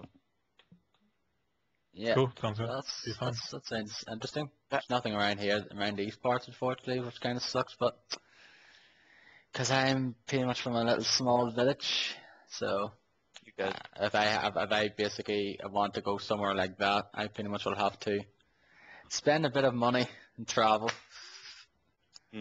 overseas or somewhat now. Yeah. So, anything else from you guys before we wrap it up here? I think I'm pretty much done. Yeah, I think that's it. Yeah, it's not a 3-hour one, guys. That's it. What is wrong with us? That's all right. It's not a surprise. Yeah, so I think that pretty tangent with the superhero didn't help matters, but heck, flowed things right along. Anyway, thank you very much for listening to this another extra long episode of the United Gamedom podcast. There will not be one next week now because I'll be back at work. So sorry to say that there now. If I was off next weekend, I would do one though, but I'm back at work though, and like I said before, I don't really tend to like doing podcasts when I have to work, especially when the fact is that it's now 8:30 here, and I would have been, if I had work tonight, I would have gone in like an hour's time, or less than an hour's time, so that's not going to be the case next week. So, anyway, before we go, you can follow us on Twitter. I am DowM85. I guess I'm D-Boy Den on Twitter. And I am GigastormZ on Twitter. And you also can follow the United Gamedom at Twitter at United Gamedom. And also you can subscribe to us on iTunes. You can follow us on Facebook on the United Gamedom Investigative Group. I'm trying to make this sound really weird. And you also can send us comments, questions on unitedgamedom@gmail.com. Anything else? I think that's all there is. I think that's it. And also try to follow I Like LOLs Daily. That's the new one I'm gonna recommend following now. Yeah, gotta plug that. I did start following that now, Dennis. Yeah. From, like I said last week, yeah. Some pretty funny pictures. Yeah. So you're not going to recommend Rowan Atkinson, who just joined Twitter? Oh, did he? Yeah, I saw Jeff Keighley tweeted it, and then I saw him following him now. Okay. I'm following. I didn't know that. Mr. Bean. Yes. Talking about the return of Blackadder, whatever that is. Yeah, I actually heard about that, so I did. So, I never watched Blackadder now, but I know a lot of people really love that show. So, Anyway, guys, thank you all for listening to this here, and we'll see you all in a couple of weeks' time. So, ciao, bella, guys, bye. Later. Later.